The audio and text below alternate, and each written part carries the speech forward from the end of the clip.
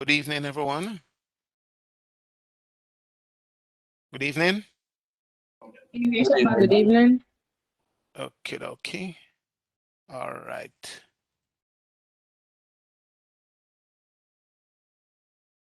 Just give me a second.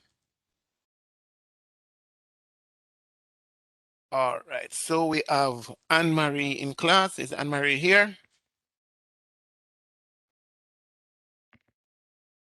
Is Anne-Marie in class? I am. Okay. Alicia? Yes, sir. Karine?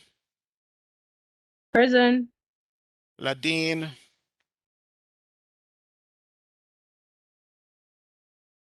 Is Ladine? Oh, yeah, I think it's Ladine. Ladine, are you in class? Chat. Let me look in the chat. Okay, can't hear either. Are you hearing me now, everyone? Are you hearing me clearly? Just give me a thumbs up. I'm here. Okay, good. Cool. Rowan, I hear you. So, Sean, I see you. Thumbs up. Leon Henry, are you in class?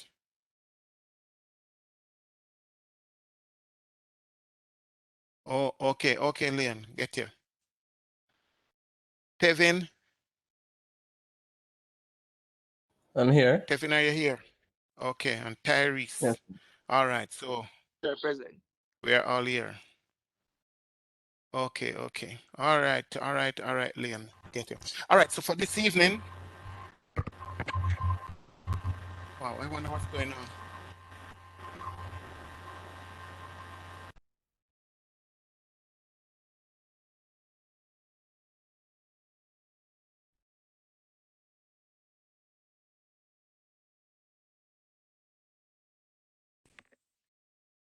Can I hear me, class? Hello? Yes, sir. Yes, I can. Okay, good. All right, so last class, I think the class ended a bit not where we wanted to be.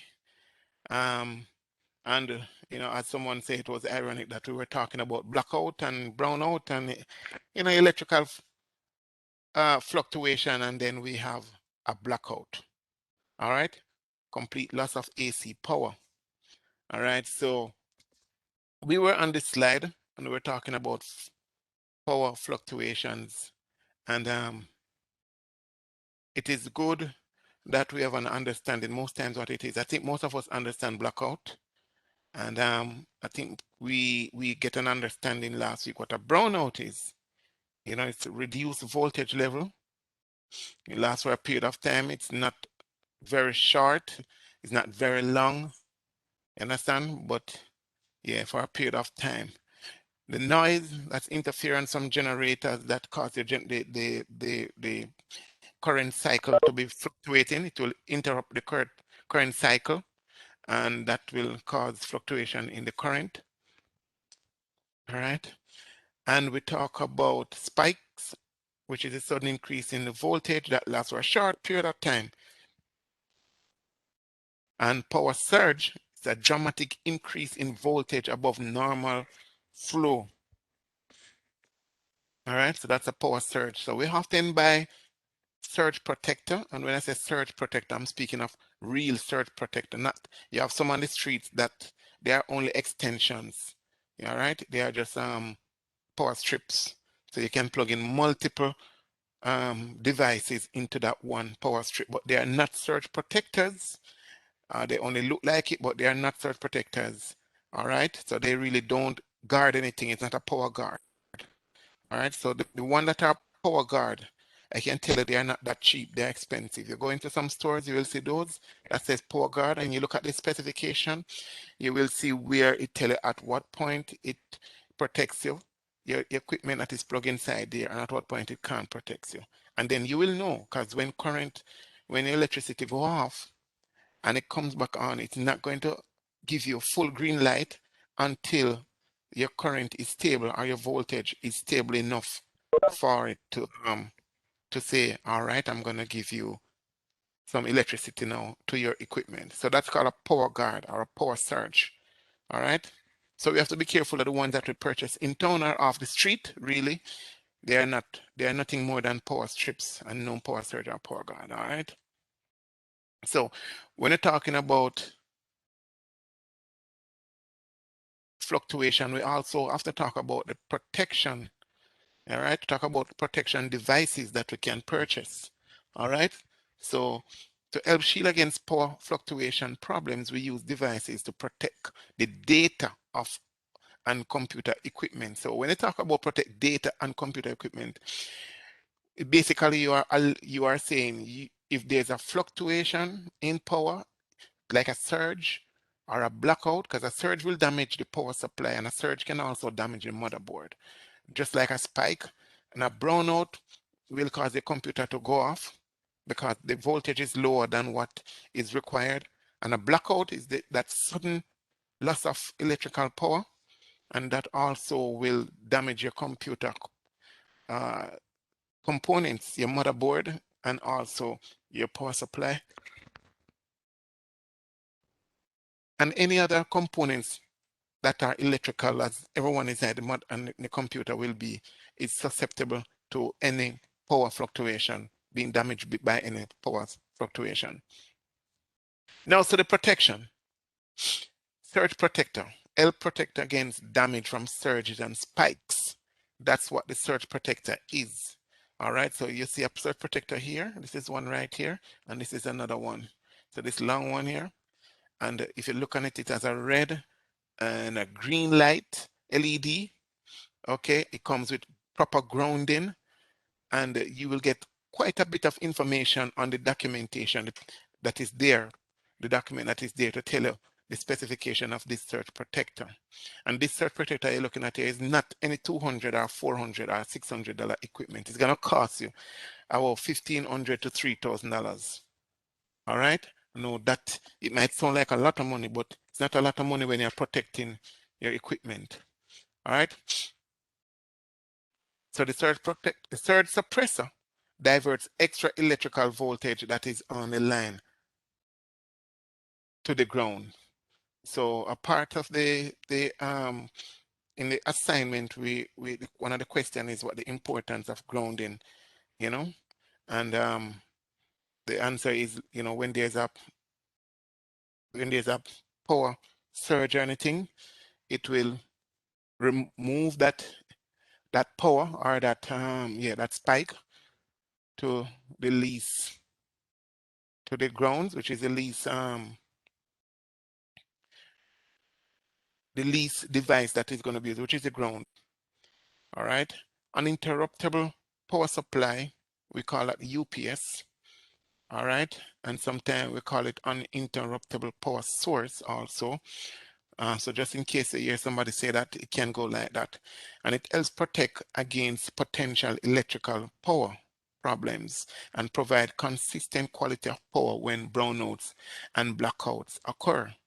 All right, so your surge protector is what I would call, you know, next to ultimate protection for your device and your data, because what happens is that when there's a complete loss of power, because it uses battery, it also has a backup power there that will keep your computer on for a limited time based on how many batteries or the amount of power that is being required of it.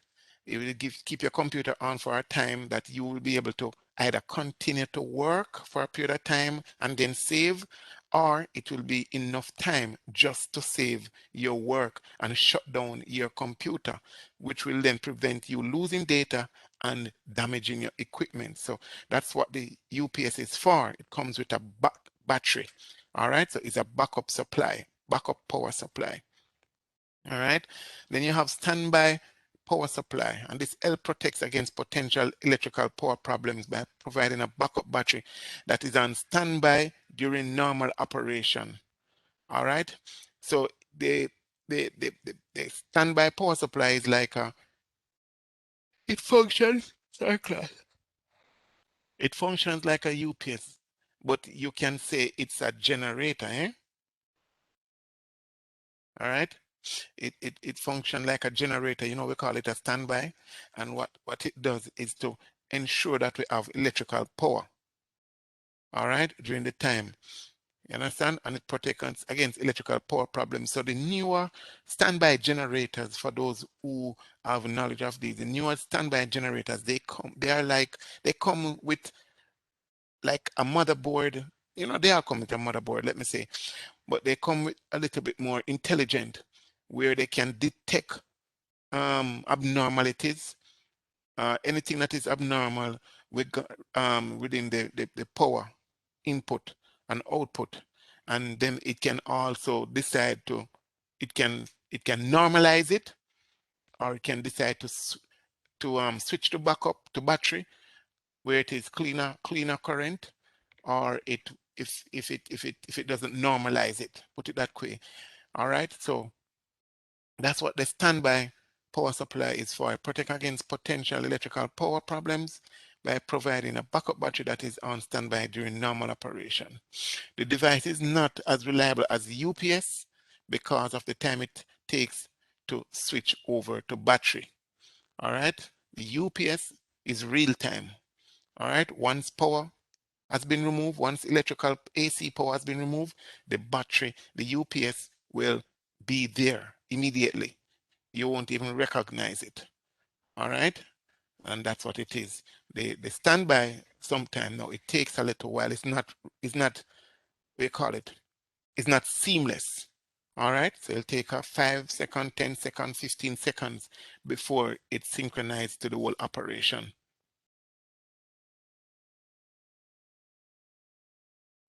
Okay, advanced computer functionality.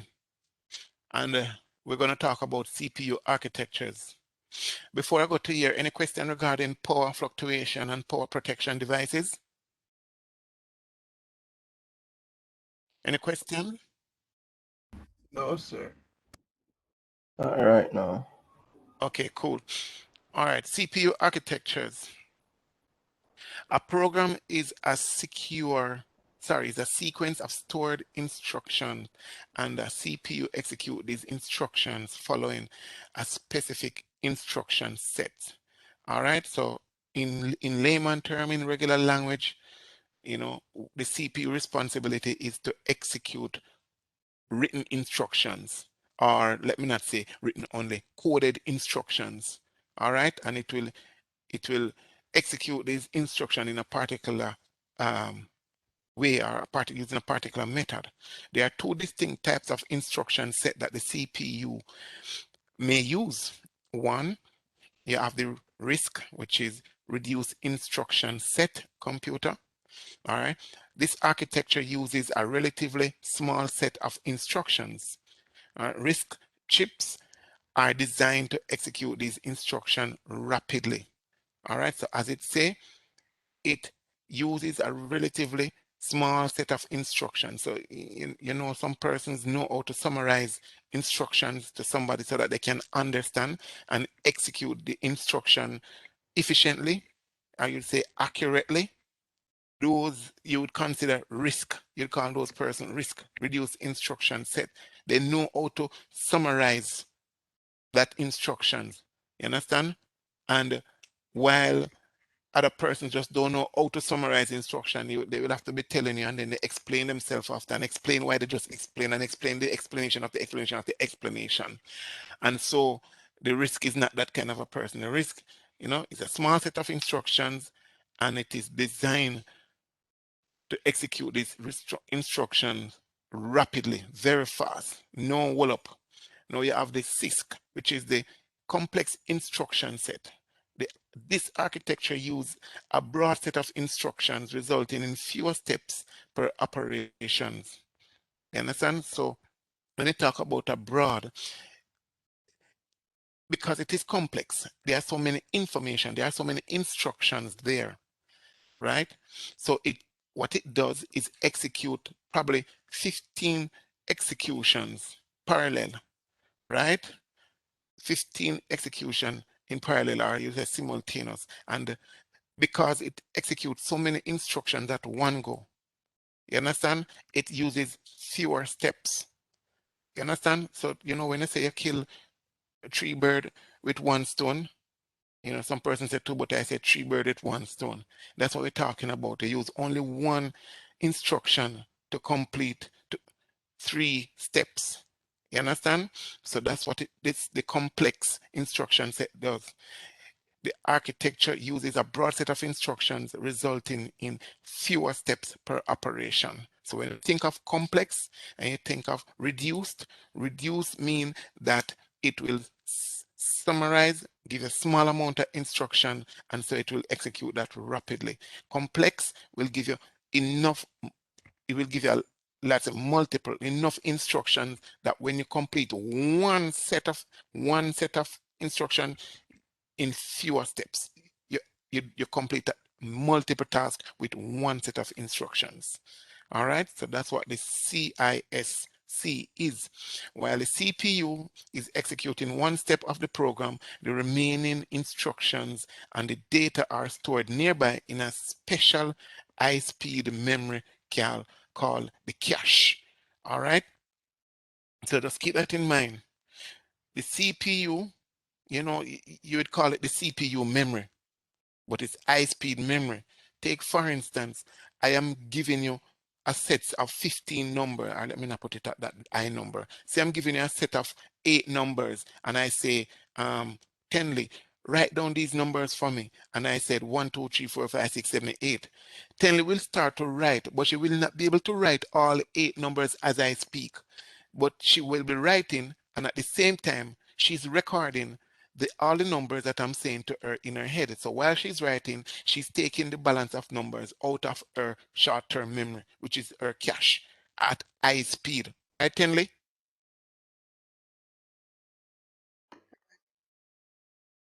Hello, is Tenley there? Yes, sir. That's right. Exactly so. And females have the tendency of multitasking, easily multitasking, you understand? So they can complete lots of instruction with fewer steps. So we can say the woman, you can refer to them as a complex instruction set. I don't know if it's every woman, but most women I know, they can write and talk and listen to every instruction, everything that is going on at the same time, and mind other people's business while them still writing. Like we men know, we trouble just write and nobody pay nothing else no mind. You understand? Just focus on writing. So while the CPU is executing 1 step of the program, keep in mind the remaining instructions and data are stored nearby in a special high-speed memory called cache. All right, and waiting to be executed. If they were executed already, then it's still the results stored there. All right.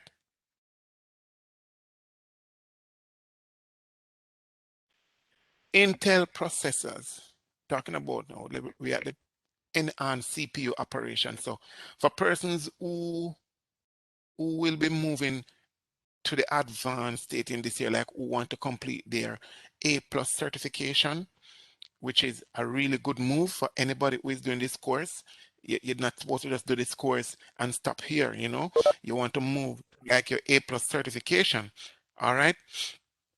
Then you want to know when you're going to specify, when you're going to... Sir, is this course a part of A+?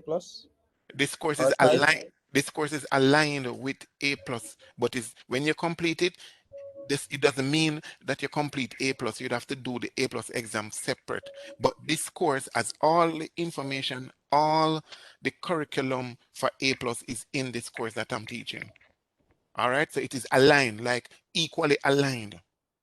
Okay, so you wouldn't directly have to do the A+ class, just the exam. Just the exam. As long as you study hard, you can do the exam. What happened, just to take a 2 minutes, what happened is that this course was supposed to be Cisco and CompTIA well, they were working on an agreement wherein that this course would be the same, which the course is designed, it's both course and A+ is a course. However, I think Cisco was trying to say, oh, let me make sure the course become Cisco something. And they had the disagreement. It didn't. So they decided to say, hey, let the course be the equivalent. You do your exam, I do my exam. Okay? So the course, Okay. the curriculum is the exact thing as A+. So you can just do the A+ exam right afterwards, okay? Okay. So now back to the slide. So one of the things that we will have to do as an IT technician, right, or a junior system admin, is that we will have to do specification, quotation, planning, design for a computer system or a network, and you want to think kind of processor, what type of motherboard, what type of hard drive, what size memory, and so forth you want to use to build computer, or if you're going to buy it, you want to make sure it have all of those specifics so that it will be appropriate for the usage. All right. So Intel processor use hyperthreading to enhance the performance of some of their CPUs. All right. So what are hyperthreading? Hyperthreading, multiple pieces of code, or you call them threads, are executed simultaneously in the CPU. So a single CPU performs as though there are two CPUs. All right, let me say that again for who, I know you're reading it. It says hyperthreading, right? Multiple pieces of codes, and those are called threads, are executed simultaneously in the CPU. You understand? So the single CPU will perform as if it was two CPU. All right? And that's hyperthreading.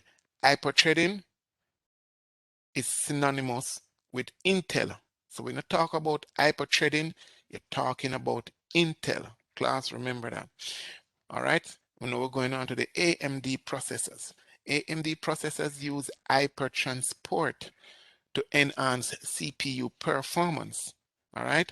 Hypertransport is an high-speed connection between the CPU and the NOR bridge chip. And we remember the NOR bridge chip is high-speed communication between the CPU and the RAM and the video card, right? We remember that?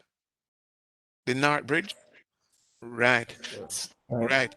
So the hypertransport, which is synonymous to AMD, is a high-speed connection between the CPU, all right, and the NOR bridge chip. Now, hypertransport is synonymous. When you say hypertransport, you're talking about AMD. When you're talking about hyperthreading, you are speaking of Intel. And hyperthreading is when multiple pieces of code, or you call them threads, or you can say multi-threads, multiple threads are executed at the same time in the CPU, making the CPU performing like it has two CPU inside of it. You understand me now? So two of them build their speed using different technology, hyperthreading and hypertransport. All right? The power of a CPU is measured by the speed and the amount of data that it can process. Let's do that again. The power of a CPU is measured by the speed and the amount of data that it can process. Let's talk about that now. All right? And the speed of the CPU and the amount of data that it can process, that is what equate to the power. So let's talk about the speed. All right? I put it in a different way for you. The speed of the CPU and the amount of data it can process, that equates to the power. That tells you the power of the CPU. So let me give you an example, right? I hope I'm not I hope I'm doing it in a reduced instruction set. All right. So we're talking about, give an example. So you have two cars, right? And you will, let me give you for those guys and girls who know about cars. So you have one engine that can carry 5 persons inside there up the quarter mile at 10 seconds. That is the power that it has. So the data, the amount of data it carrying is 5, and the speed it can carry it up there is 10 seconds. While you will have a next car, we'll have the same 5 persons in there, and can carry them up the quarter mile in 6 seconds. So you will understand now that one has more power than the next. Any questions, class? No question? All right, so give me a thumbs up if you understand what I'm saying. All right? Good. So the CPU, just remember how we talk about the power. Now, talk about the speed of the CPU. It is rated in cycles per seconds. All right? Such as millions and mega millions, billions. You understand? Trillions of cycles per second when you're talking about the speed now. All right? So before you can even flip a thought, the instruction has been carried out by the CPU. All right, the speed of a CPU is rated in cycles per second, such as millions of cycles per second called megahertz, or billions of cycles per second called gigahertz. All right, now that is how you measure the speed. Then the amount of data that a CPU can process at one time depends on the size of the front side bus. All right, the amount of data that the CPU can process at one time depends on the size of the front side bus. And we're talking about the front side bus, what we are talking about? Cache memory? Static RAM? Tell me. It's memory.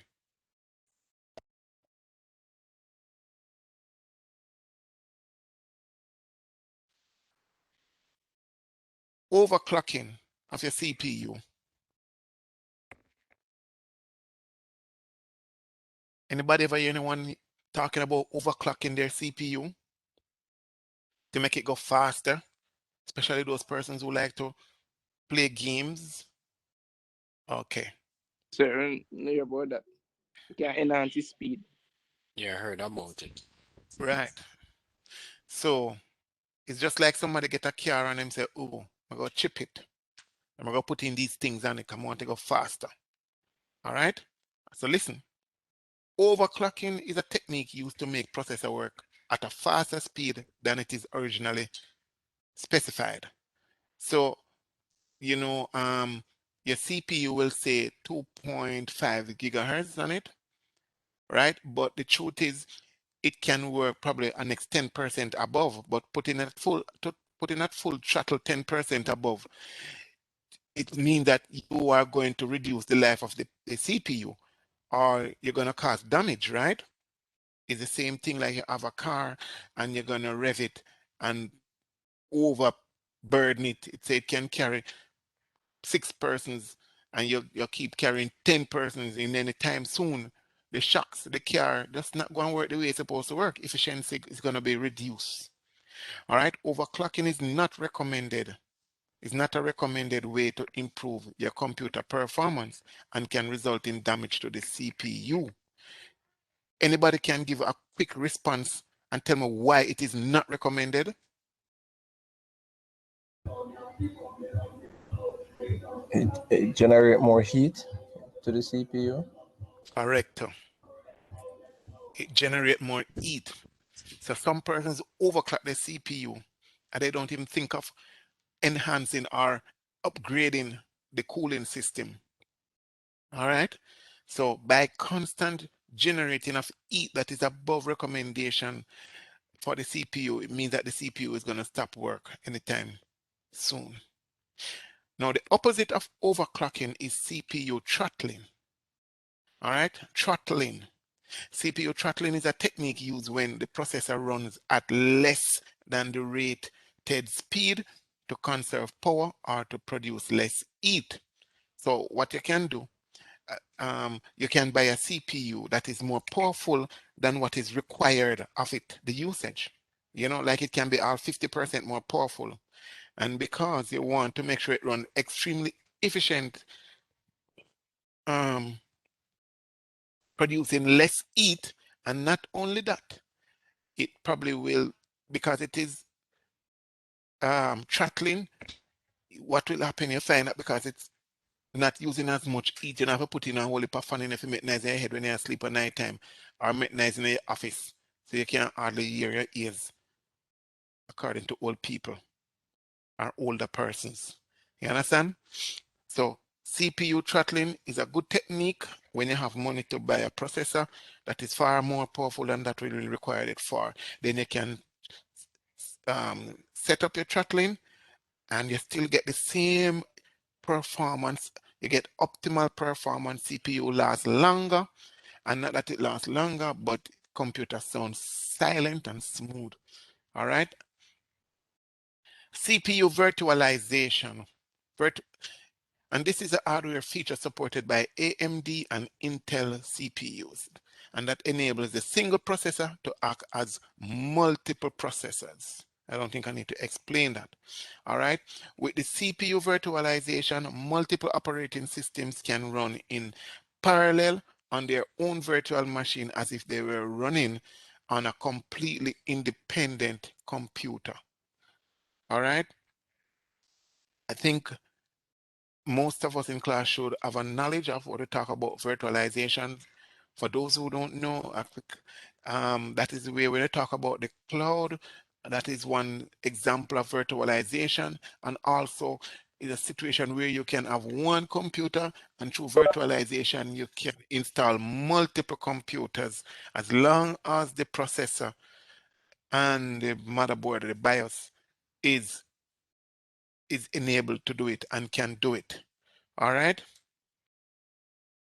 So those are features you want to looking at when you're doing your stuff. All right. Multi-core processors. Multi-core processors have 2 or more processors on the same integrated circuit. All right. So you'll find when you hear of computer, we talk about dual core processors, and then they come in with quad core processors, and then which is 4 cores, and then you talk about octa-core processors. Yes, those exist. You understand?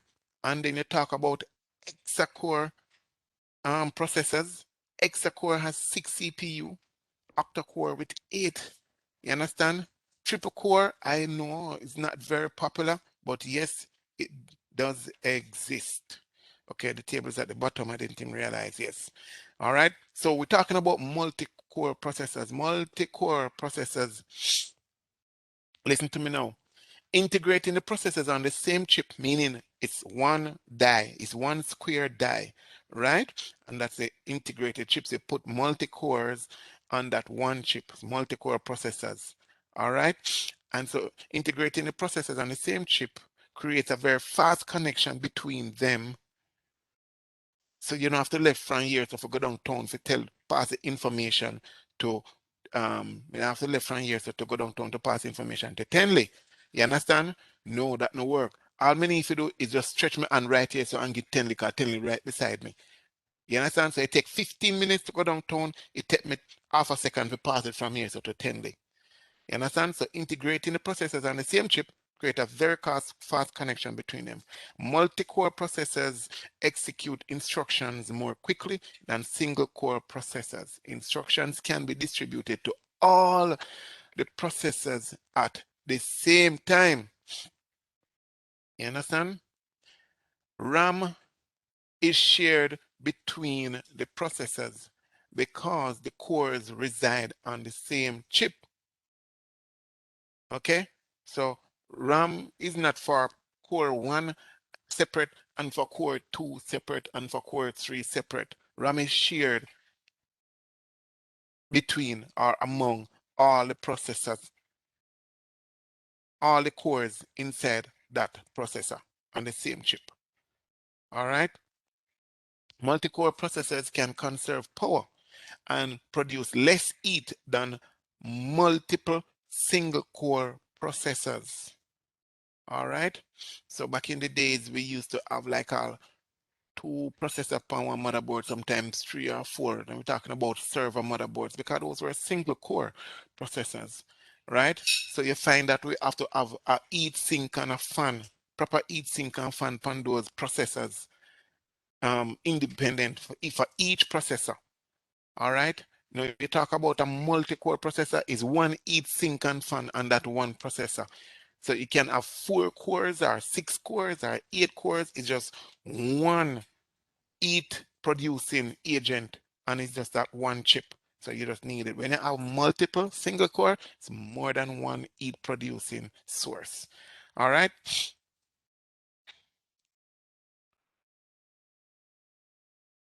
And the table is here. Plus, you know, I always encourage you, whenever I go through the slides, you know, you ask me questions and you also go through the information that is on your NetAcad. All right. Just give me a quick. Yes, sir. I'm still not able to log into the Moodles to watch the recordings of the class. All right. This is Tevin. Tevin, Right. at break or after class, we discuss it. Okay. All right. Cool. Okay. Another feature found in some CPUs is an integrated graphic processing unit, GPU. And can somebody tell me what the graphic processing unit is for?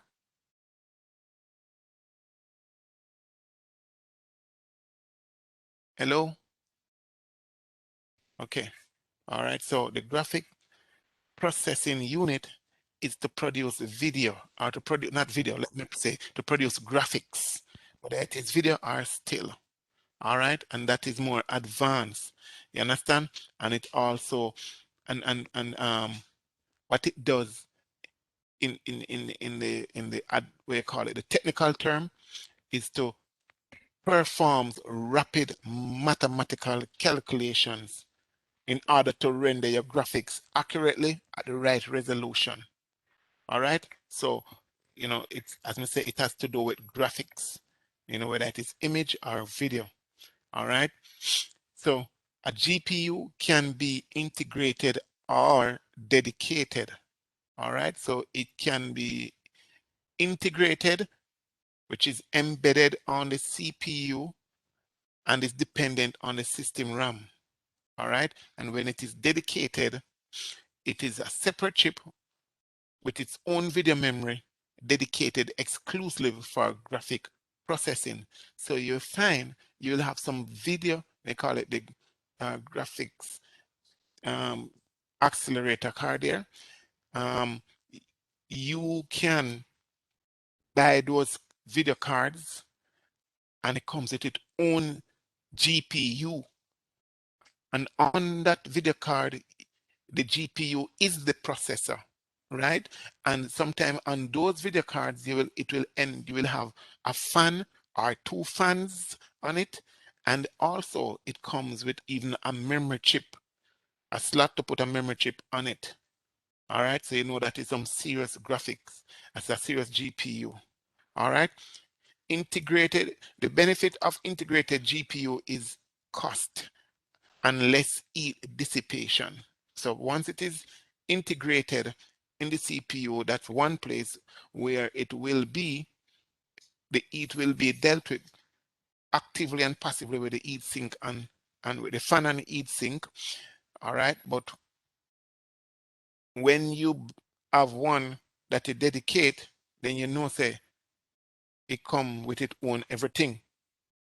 All right, integrated GPUs are good at less complex tasks like watching videos and processing graphical documents, but are not the best suited for intense gaming applications and for those persons who do video editing and such the like, or if it's on an NVR where you want high quality videos and so forth like that, most times it is going to be a dedicated, all right, dedicated GPU. Okay. Sure. All right, so we are cooling the CPU. All right, there are different ways we cool the CPU. All right, so we're going to talk about them. So we have case fan. A case fan is used to increase the airflow in the computer. All right, so if you look at the picture right here, you notice there's a fan right here up at the top. This is a chassis fan, or you call it a case fan. So as I explained in earlier previous class, that you can have multiple case fan or chassis fans. And what their job is to pull in cool air and to push out hot air. All right, pull in cool air and to push out hot air. So that is how you can keep a system cool. So a case fan is used to increase the airflow in a computer and case and allows more heat to be removed. Some cases have multiple fans with cool air being brought in while another fan is blowing out. All right. The CPU heat sink, all right, or the CPU heat sink work, it has large surface area with metal fins in order to draw heat away from the CPU. So those fins that you're looking at there, these fins here, its job, all right, because it conducts heat easily. So when the heat comes up, when the CPU is heated, it basically transfers the heat into these fins, right? And the fan that is on top of it will pull that heat away from the fin, keeping the fins cool, so the fins won't be as hot all the time. All right. So with the heat sink is known as passive cooling. All right. And when the fan is attached to it, that is called active cooling. All right. Now I mentioned this also again in earlier class. I know this is nothing new to you guys' ears. Thermal compound is placed between the heat sink and the CPU to increase the efficiency of heat transfer. And I mentioned that before. If there's no thermal paste, you'll find that there will be gap between the heat sink and the CPU, which will prevent the heat from moving to the heat, prevent the heat from moving from the CPU to the heat sink effectively. All right, and that will cause the CPU to have so much heat built up there that it damages the CPU. A CPU heat sink without a fan is known as passive cooling. With the fan, as I mentioned, it is active cooling. Excuse me, sir. What about the liquid cooling? We're gonna get there. We're gonna get there. All right, CPU fan. It's common to install a fan on top of or within the heat sink in order. So within the heat sink is the first one here. This is an example of within the heat sink. All right, so if you notice, the fan is between the two heat sink and the fins. And then you have this copper tubing that goes down to the bottom of the heat sink here. This is placed onto the processor. All right, so it is common to install a fan on top or within the heat sink in order to move heat away from the metal fins. All right, a CPU heat sink with a fan is known as active cooling. Now talking about the graphics card now that I explained earlier. All right, video adapter cards have graphics processing unit, GPU, that generates excessive heat. For that, you need, see, like this here, there's a fan that is placed on top of the GPU that moves the heat away, but it's not only on top of the GPU, but it's also, there's a heat sink that is there also. All right. Water cooling system. I don't remember who asked just now, but water cooling system. All right, this is how it works. Just like a radiator in the car.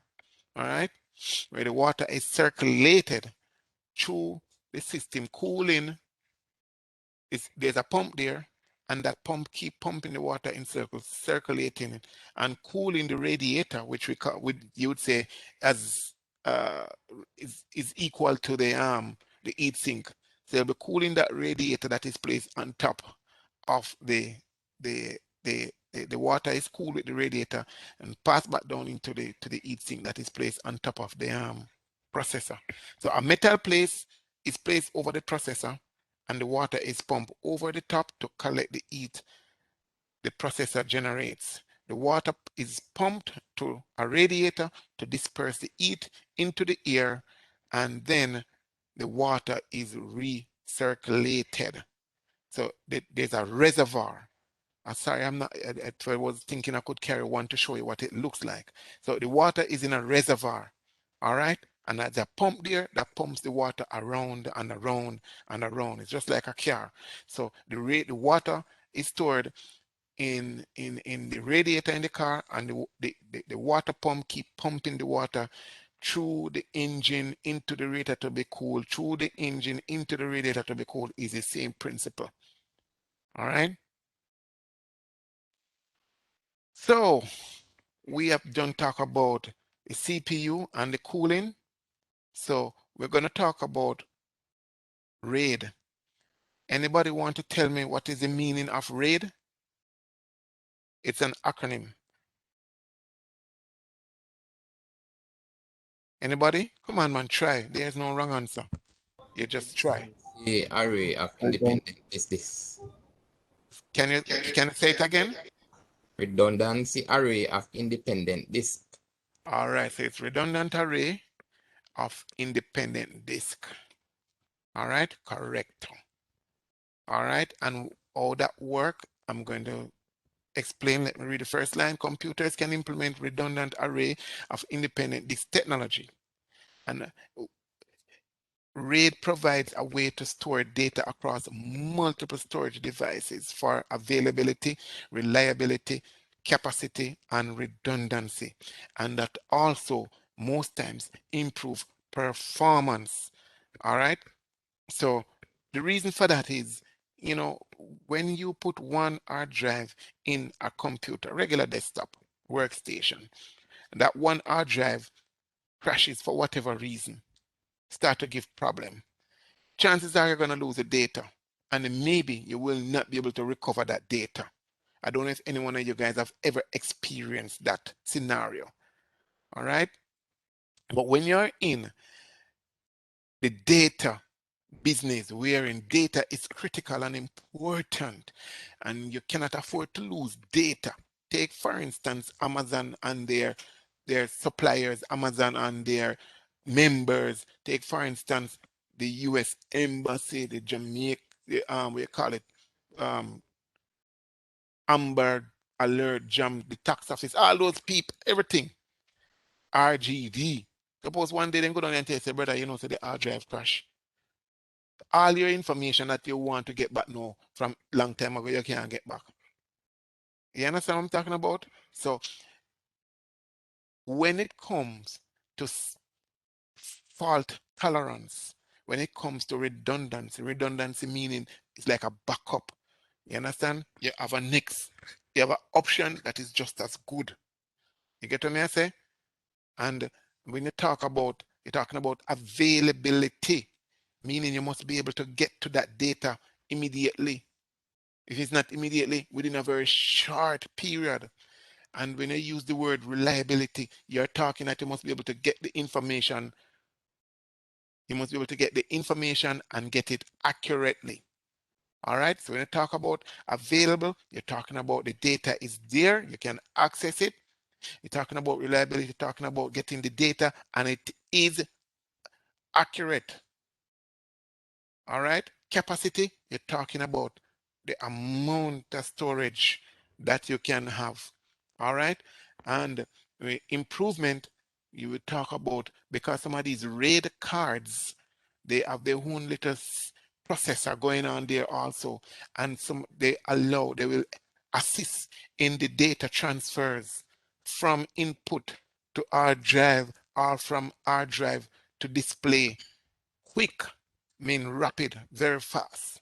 All right, so let's talk about it. The following terms describe how RAID stores data on the various disks. All right, so talk about striping. All right, striping enables the data to be distributed across multiple drives with a significant performance increase. All right, so striping, it put the data one go and it move across there. Just go straight across, you know. I don't even have the example to tell you about striping. I can't even find a practical example in my head. All right, but however, the failure of one single drive means data, all that data is lost. All right, so you might be saying, oh my God, you know, we talk about RAID supposed to have redundancy. and data should be available. You understand? Let's go into it. Then you have mirroring. So you don't use one feature when you're doing RAID. You don't use only one feature. You're going to use multiple features. All right, so that you can have the availability, the reliability, capacity, redundancy, and the performance. So mirroring, as it says, mirroring stores duplicate data on one or more drives and provide redundancy so that the failure of a drive does not cause the loss of data. So that is mirroring. You can easily well say duplication. All right. So you have two drives there on a RAID or in a RAID array, in a RAID system setup. What is going to happen with that RAID setup? When you store data, it is storing the same data. It is duplicating it. So it stores the same thing on this hard drive and it stores the same thing on the next hard drive. So it's duplicating it. All right. So if one hard drive crash, then you don't have to worry. You still have data on the next hard drive because you have a duplicate of it right there. They're talking about parity. All right. We talk about parity when we're talking about memory. So let's talk about it now in hard drive storage. Provides basic error checking and fault tolerance by storing checksums. Checksums are error checks and so forth separately from data and enables the reconstruction of lost data without sacrificing speed and capacity. All right, so the parity, it could be that you have a different hard drive that is in the RAID array and you use that hard drive as parity. You understand? And what happened? It will store checksums there. You understand? It keep checking for fault tolerance and it will check stuff, save stuff there and enable the recons because of the information. It's like it have a blueprint of what it is, where that piece of data is and so forth, and know that here says bad and there says good and so forth. All right. And so when it is enabled like that, the reconstruction of lost data without sacrifice of speed and capacity is possible.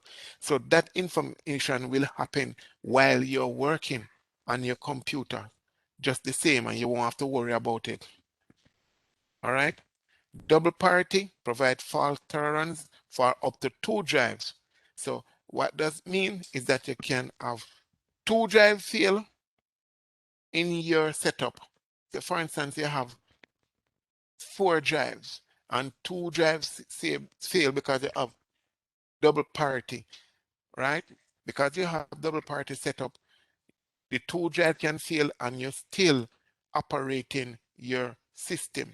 So after 4 drives, 2 of them no good, 2 of them top work, but you're still operating as if you have 2 of them working because of parity that is set up. So we're going to learn how to set up the RAID system, and it's going to be a research, by the way. I want you guys to research that. All right, these are several levels of RAID available today. And for you guys, aspiring technicians, server admins, and so forth, these levels use mirroring, striping, and parity in different ways. So you have higher levels of RAID such as RAID 5 or RAID 6. Those are very popular. And you also have RAID 1+0. Those are very popular RAID. All right. Use striping and parity in combination to provide speed and create large volumes. That's RAID 5 or 6. All right. RAID levels higher than 1.0 or 1+0 combine lower RAID levels. All right. It's mirroring and then duplication of 2 mirrors. All right. So that's the table that is there. Want you guys to read through it. I'm going to make it be you guys research it. It's important and critical. All right. So just remember, let me just give you a quick just to know. 0, striping, when you have RAID 0, and you have a minimum disk you can work. The minimum disk that can work with RAID 0 is 2. And striping alone, performance and capacity, meaning if the 2 disks, if one each of the disk is 1 terabyte, you will end up with 2 terabyte because it's 2 disks, right? And you will get speed and performance. But if one of the data lost, guarantee it is not a duplicate of the next. You don't have no redundancy. Everything gone. All right, so why would you want to use RAID 0? When you have non-critical data and you want speed and performance and capacity. Okay? RAID 1, minimum 2 drives. All right, you cannot get this RAID with 1 drive. It has to be minimum 2 drives. And that involves mirroring. So when you talk about RAID 1, you talk about mirroring. All right, and this is duplicating of the information from one drive to the next. And you can get from that is performance and reliability. All right, remember what I tell you what reliability is. Reliability is be able to access the data and the data is accurate. All right, and performance. But note, you won't get capacity. All right, for RAID 1, you won't get capacity. And the reason is if you have 2 1 terabyte drives, put them together in a mirror and RAID 1, it's going to be at the end of it, the total size will be 1 terabyte. Even though you have 2 terabytes, you will end up with 1 terabyte because you are duplicating each other. You're not adding them. So it's a mirror of the next, and that's RAID 1. All right, and you will have fault tolerance. All right, for RAID 5, striping with parity, and I mentioned parity before, is where you have checksum, you understand, and that is stored separately, and it enables you to reconstruct your data in case there's an issue. All right, so minimum for RAID 5 is 3 hard drives. All right, and you're going to stripe with parity.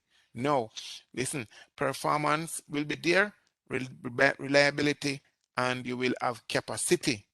All right, but it takes time to rebuild the array if a drive. When I say a drive, if one drive fails. All right, so to rebuild that array will take you long hours. It means that if that is the only computer you have to rebuild the array to bring about the system, your user going to have to wait a little while. All right. And then we have RAID 6, striping with double parity. Same as RAID 5, but can tolerate the loss of 2 hard drives. All right. So for RAID 5, minimum is 3 hard drive, and if 1 go, then that's the most can go. But if 2 go, all right, so the whole system crash. Okay, with RAID 6, with double parity, 1 drive go, while the same gone downtown, go buy the next drive, the next one go, you don't have to worry yourself. As soon as you get the one you say go buy, you put it in, and then you say go buy one next one. All right, so it has to be 2 drive crash before the next one. Cool. It takes time to rebuild array if 1 or more drive fails. All right, so let's go this way. Then you have RAID 1 plus 0, you know, or them have 0 plus 1. All right, and minimum is 4 disk. This is depends on what application or you're going to be utilizing it. But I love this RAID. All right, I also love RAID 5 and RAID 6. All right, I just don't use the minimum disk. I use more than the minimum. All right, mirroring and striping, and this is, look at it, performance, capacity, and high reliability. You notice it doesn't say reliability, high reliability, and minimum 4 disk. All right, capacity is half the total of the drive size. So for instance, when they say half the total of the drive size, if one drive is 1 terabyte, and remember, if you put 4 hard drive in an array, if they are all 4 are the same size, it's gonna give you the size is gonna be, if it's using the 10, so 4 of them is 1 terabyte. You understand? Then you're gonna get a 500 gig capacity array, right? Half the total size of the drive. All right. And one thing to know about RAID, if you put 4 hard drive in it, one is 2 terabyte, one is 1 terabyte, say one is 1 terabyte and the next 3 are 2 terabyte, I'm going to tell you what is going to happen. It will use the size of the smallest hard drive, which everything will become 1 terabyte. All right, let's move on. I feel like I'm going slow this evening, but I just want to make sure it says advanced, you know, I just want to make sure you get it. Legacy ports used for connecting various peripherals.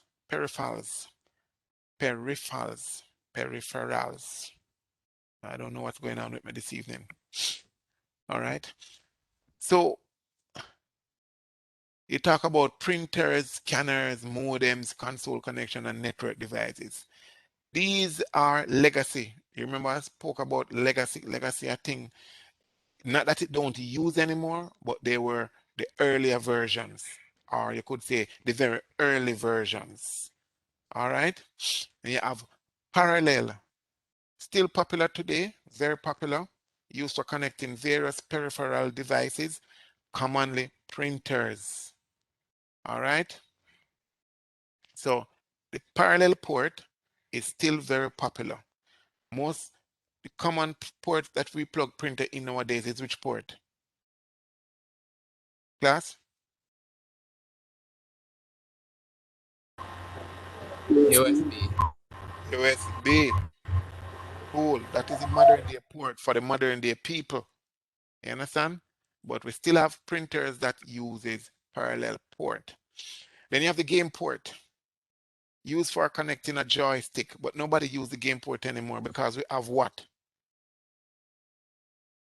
Because we have what? Your game port now, how do you plug your game port in? USB. So USB is the thing. Yeah. And then we have PS2. PS2. Oh my God. PS2 used for connecting keyboard and mouse. Purple and for keyboard, don't forget that, and green for mouse. But we don't use them anymore. And the reason we don't use them anymore is because we have what? USB. Yes. USB. All right. You have audio ports. The analog ports were used for connecting stereo system and microphone, speakers, and headphones. We rarely use them now because we have what? USB. USB and HDMI. Because right now, my headphone that I'm using is connected to my laptop via USB. Okay? So we understand why it is called a universal serial bus. Everybody use it. All right, so those are the legacy ports. Video and graphic ports. We go through these already, so we're just going to quickly move through them. We have the analog port, which is commonly the oldest graphics port and is still used and still very popular. All right, and we have the DVI, all right, digital video interface, and it provides support for transmitting uncompressed digital video. All right, and we have the analog version, we have the digital version, and we have the integrated version. All right, so we know them when we see them, the DVI-A, DVI-D, and DVI-I. HDMI, we all know that. Everybody know that.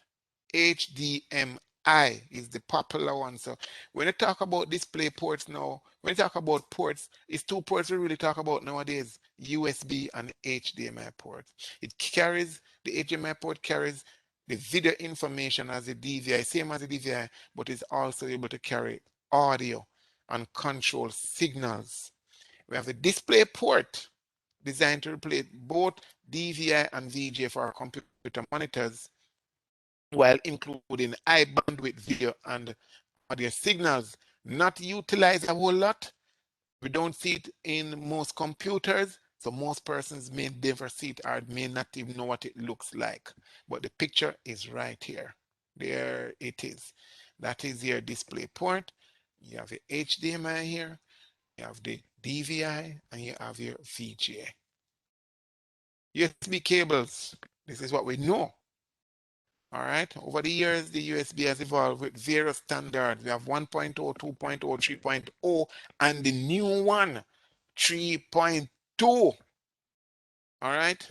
We have types, different types of USB. We have USB type A. We have the mini USB and the micro USB. All right. And there they are. The mini USB, we know that for those who know the first smartphones like the Microsoft, sorry, Mr. Microsoft, my God. We're talking about the Motorola Razr and the Motorola, the next one, Flip. Most of you guys now have no clue what I'm talking about. All right.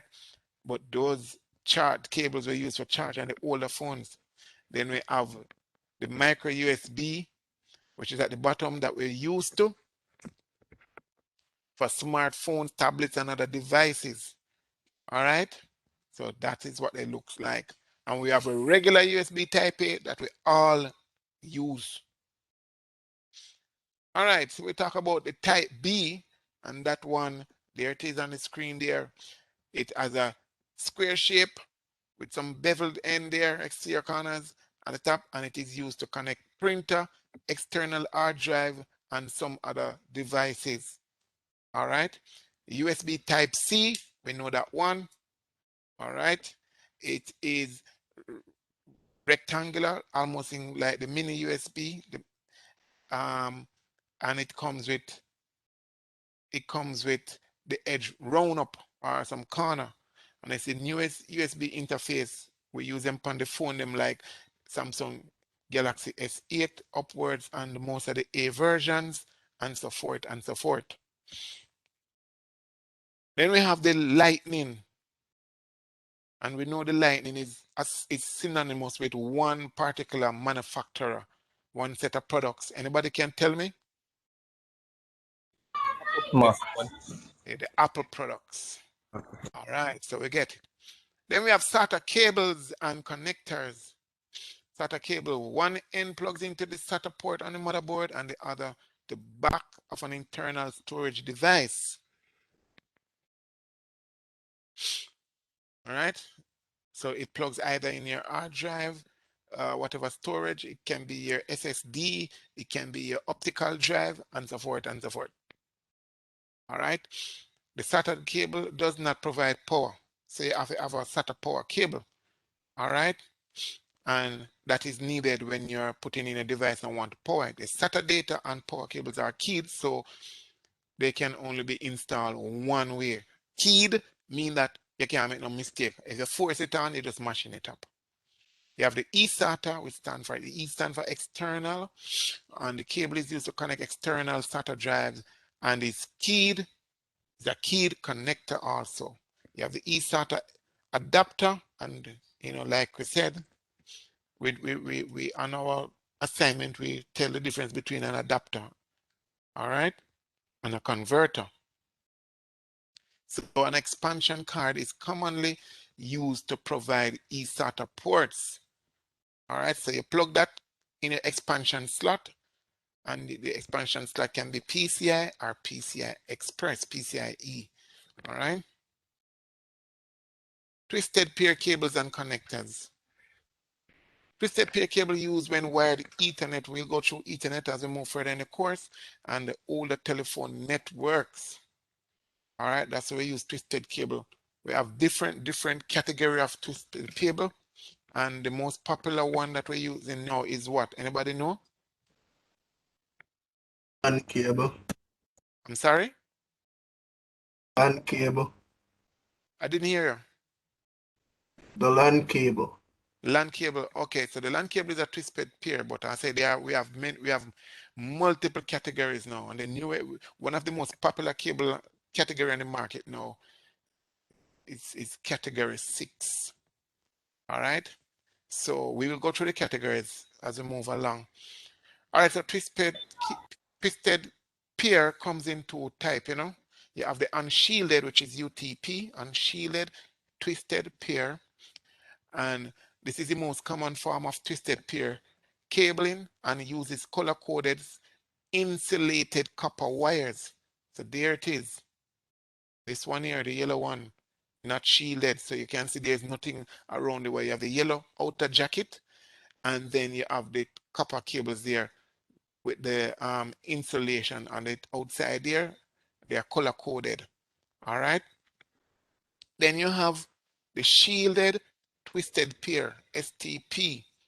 Also uses color coded insulated copper wires, but in addition to that, it includes a foil, a braided foil as well, and that braided foil would have covered these cables here. So these 4 cables, so you'll have the outer jacket, then you'll have a braided foil, and then you'll have these cables there. So it is shielded. We are going to talk about why it is shielded in subsequent chapters. Then we have the connectors. All right, RJ45. Each end of the UTP cable must be terminated with an RJ45 connector, so it can be plugged into the Ethernet port. All right, and we will talk about Ethernet port, but keep that in mind. You have the RJ11, and this is the older telephone network connector. All right, it uses 4-wire. So you know when you, I don't know the age difference in the group, but for those persons who are within under 25, chances are I've not seen one of those cable. But if you have seen it, it's those, like cream color cable. It's smaller, it's 3 pairs, and they would connect your telephones. Because some of us, we don't even know what a home telephone look like, because we're growing the era of cell phone. All right, so that's what the RJ11 is for. Coax cables and connectors. So we're talking about the construction of a coax cable. So this is a coax cable. There it is. All 3 of them looks like that. Or you have different type of coax cable. You have coaxial cable as an inner center conductor surrounded by insulating material. So the coax cable, we mean like the one that carry cable to your TV, or the one that carry internet into your house from flow to one cable box, cable modem. That is the same cable. All right. So it has a copper core. You can see the copper core there, right? And then you have the insulated material around it, and you have some steel braided shields. So the insulated material is surrounded by a foil shield, which is used as an outer conductor, or we say sometimes grounds, and also shields against electromagnetic interference, which is EMI. All right, so that's what this looks like. So this little thready piece here look like some little cable here. That there is also outer conductor and shield against electromagnetic interference. All right, RG6. Now the different type of coax cable we're going to look at now. RG6. It's a heavy gauge cable. When I say heavy gauge, meaning it's thicker, right? With insulation and shielding for high bandwidth, high frequency application. And those are like internet, cable TV, and satellite TV. All right, good. And then we have RG59. All right, RG59, a thinner cable similar to RG6. The setup looks the same, but used for low bandwidth and lower frequency applications. So you talk about analog, video, and CCTV. So when you talk about analog TV, we're talking about, those rat ears antenna, or rabbit ears. Let me say rat, oh my. Those rabbit ears here, let me say it properly, rabbit ear antennas that you screw onto the back of your TV, the first time TVs, right? That you guys might not even know what it looks like. Those cables would be RG59, all right? Because the inner core would have been thinner, all right? And for those who are dealing with CCTV, you will see CCTV stand for close camera, all right? All right, so you will see those cables are a little bit narrower or smaller in diameter is the way to say it. Then we have the BNC, British Naval Connector, original coaxial cable. These are an older connector used with the digital or analog audio or video. So the BNC connectors, they are still utilized. So this connector, but you just have different versions of it, BNC connectors. There you go. So we have SCSI. We have SCSI, SCSI, all right? Small Computer Systems Interface. That's what SCSI stands for, all right? And we shorten it and call it SCSI, all right? So when you see those 4 letters, it stands for SCSI, all right? And SCSI is a standard for connecting peripheral storage devices in a daisy chain format. So this is a SCSI cable. This one here and the one here also. All right. And we're talking about RAID. And we're using RAID array. We talk about SCSI cable. So you can have multiple drives connected to a SCSI cable. All right. And that was back in the days. All right. So you have the external SCSI and you have the internal SCSI. So this one at a point here in the middle is the internal SCSI, and this one is the external SCSI. So you can have, back in the days, we used to have tape drive, we connect it to a RAID card that is inside the computer. So that RAID card will have a port that comes just like a printer port, and the RAID card will fit into an expansion slot. So we'll connect this cable onto the RAID card and connect this onto our tape drive. All right. So used for connecting external SCSI devices, scanners and printers, and tape drive not mentioned there, but yes, for tape drives also. Internal SCSI cable. Common SCSI connector for internal hard drives with 50 pins arranged in 2 rows and attached to a ribbon cable. So you find that a SCSI can carry, I think it's about 3 drives. And so you probably have a SCSI card that can carry 2 cables. You will end up with 6 drives or so forth. All right. SCSI is faster than IDE, I should say, and that's the reason it is used on the RAID, in the RAID array systems, because it's far, far faster. All right. So IDE cable, visually similar to the internal SCSI, but commonly with 3 40-pin connectors. All right. So the SCSI has 50 pins and the ID has 40 pins. And believe me, sometimes the SCSI, most times the internal SCSI cable is a bit narrower than the IDE, but you will look and see that the pinholes are smaller. So you have more pins than the IDE. All right. One connector connects to the IDE port on the motherboard and 2 for attaching the drive. So it's, because it is normally standard, you have 1 hard drive in the computer and your optical drive. That's why you have the IDE with the ports like that, with the 3 ports. So you plug in 1 on the motherboard and you will plug 1 onto your hard drive and 1 onto your optical drives. Or suppose you don't want to use any optical drive, then you can plug it on a second hard drive. And those compute motherboards in those times, well, I say those times, even now, and if you find a motherboard that uses IDE, which doubt it, but when it was popular, you will find that those motherboards will have 2 IDE ports on the motherboard.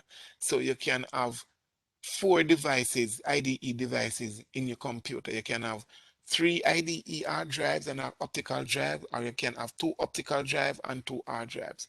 So when back in the days when person burning DVDs and so forth, you know, copying DVDs, you'll find say they have 2 of these cables in their computer. All right, just to give you a scenario to think of.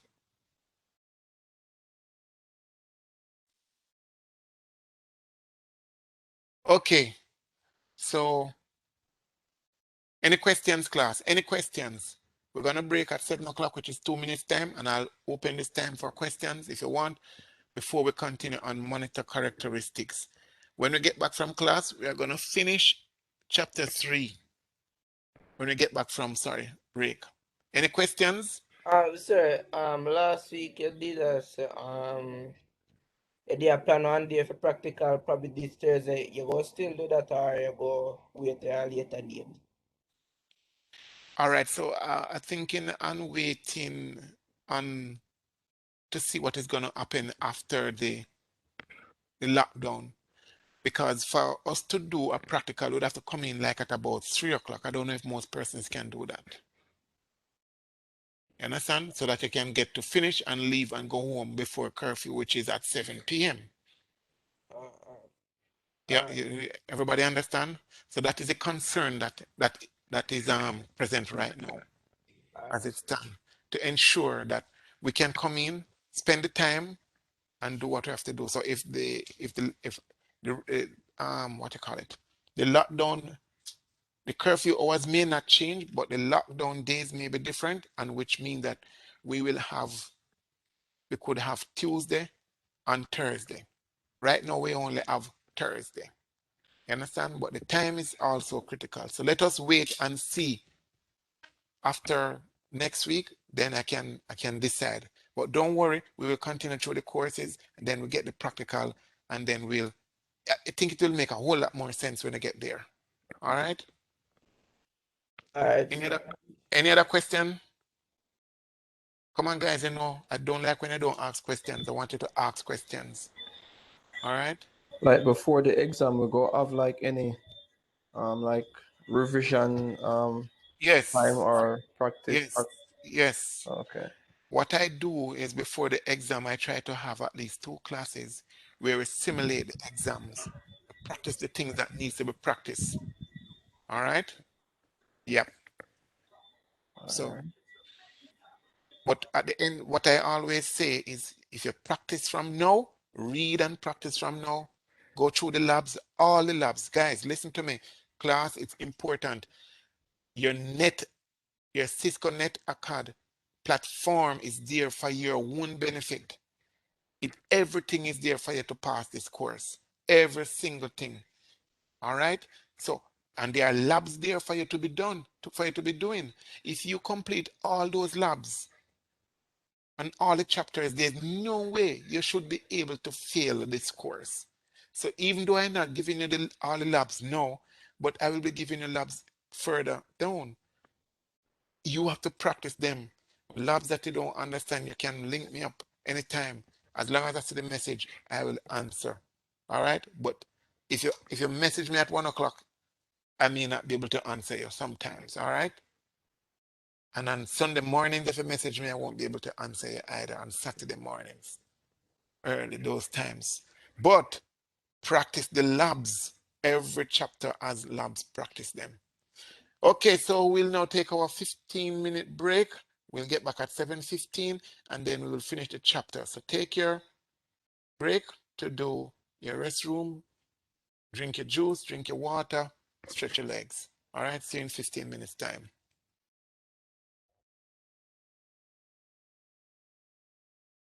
Sir? Hello? Mr. Dawkins?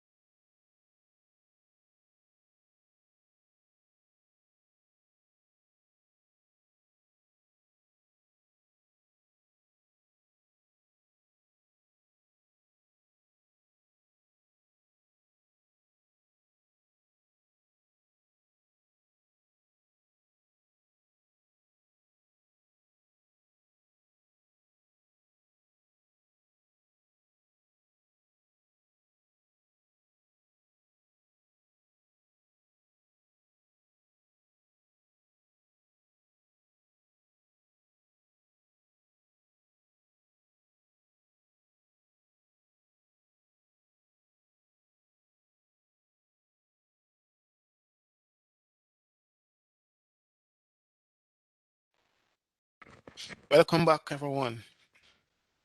Welcome back. Let me open the chat. So do we take an early break or what? Okay, yeah. So we are back. We are back. We are back. And so we're going to continue and finish chapter 3 this evening. All right. Monitor characteristics. There are many types of computer monitors available today. Just a moment.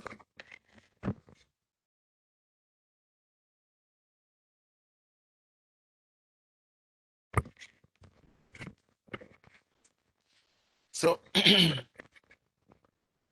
we know the type of monitors that are on the market today. We have most of what we are seeing are flat panels, and they comes in different size and shapes. You know, some of them with curves and so forth. But the technology is either LCD or LED. All right. So computer monitors are usually described by screen size, and how you measure the screen of a flat panel, it is diagonal. It is from bottom left to top right, or vice versa. All right. And then you have the resolution, which is measured in the number of horizontal and vertical pixels. All right. For example, when you talk about the resolution of the computer, the monitor is 1920 times 1080. All right, we're talking about 1920 horizontal pixels and 1008 vertical pixels, and we refer to it in short as 1080p. All right, so we use the vertical pixel as the representation of the resolution of the screen, the monitor. All right, monitor resolution. This relates to the amount of information that can be displayed on the screen. All right.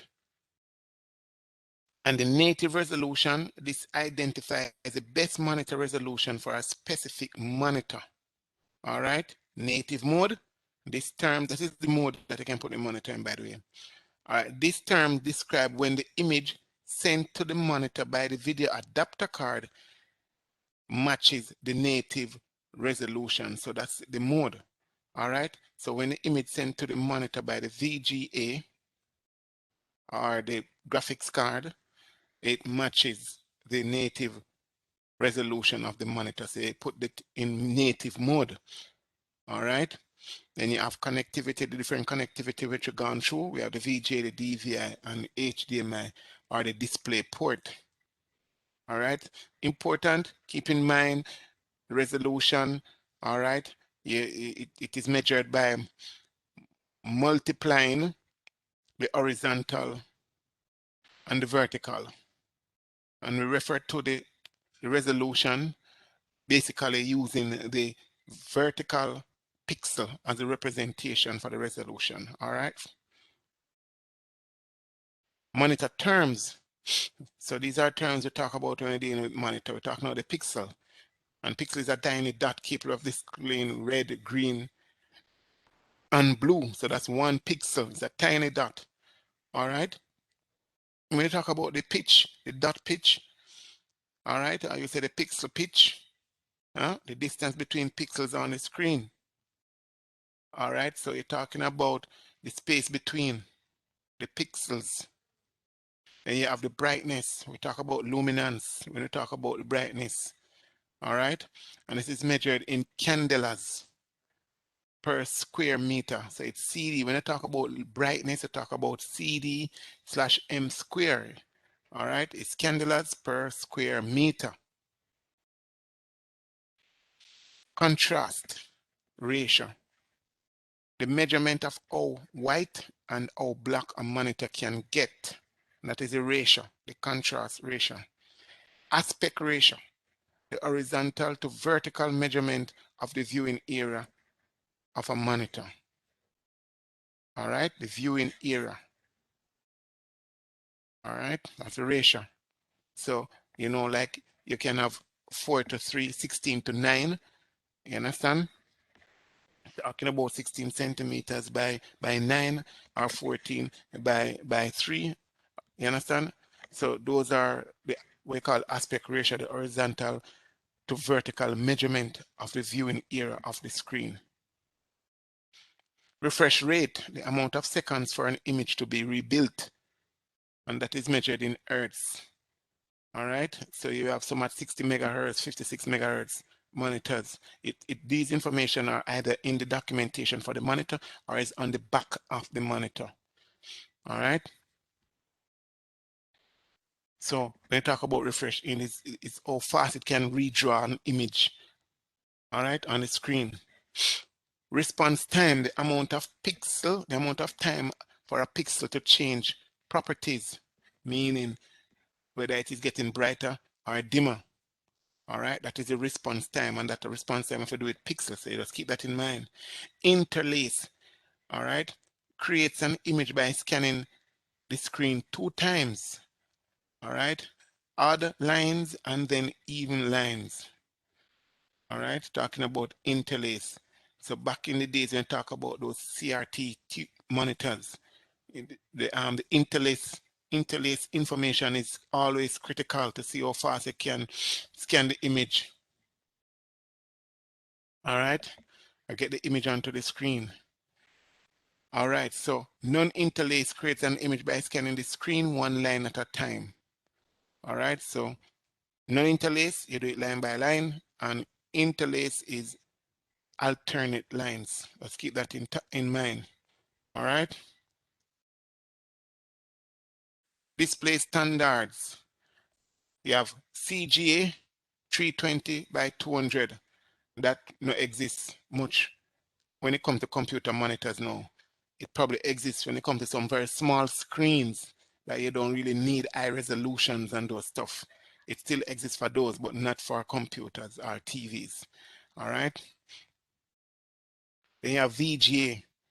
All right, 640 by 480 resolution. Again, that may exist for some other application, but I'm sure it's not for TV and monitors right now. All right, then you have the Super VGA, 800 by 600, and these are the technologies that they start from all the time, and legacy technologies that move further up and up and up. So, you know, technology improve as we go along. All right, then we have HD. You remember when HD comes in, you're talking about 720p. You understand? If you don't have a monitor or a flat screen that has 720p back them time, that you're not saying anything. All right. Now you have FHD, right? And FHD is almost like nobody not using it anymore. It almost not exists. You understand? But that is what you call 1080p. All right. It's almost not exists anymore. And then you have QH, the quad high definition, all right, and that is for 1440p. That is very popular now, very, very popular. And then you have UHD, ultra high definition, which is what we call 4K. All right, so when your TV them say it's a 4K, Samsung 4K, and you're talking about the UHD. All right, and when you're talking about 1440, you're talking about the QHD, and 1080p refers to the FHD. All right, so that's where the technology is right now, class.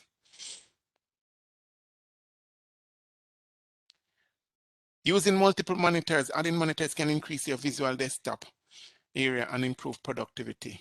All right, and we know why we use multiple monitors. Persons who have to do a lot of work on screen, multiple pages at a time, you want to can be able to view efficiently. So for graphics adapter, for video editors, and CCTV viewers, those persons are the one that use multiple TV monitors. All right, and many computers have built-in support for multiple monitors. So, you know, once you put on more than one monitor onto your computer, you go to your VGA, your graphics adapter properties, and it will give you the option to select how you want these to be to be viewed by the computer, which one you want to be 1, or which one you want to be 2, which one you want to be 3, and if you want to spread the image straight across, or you want individual images on each monitor. So those are some of the features that that you get with multiple monitors.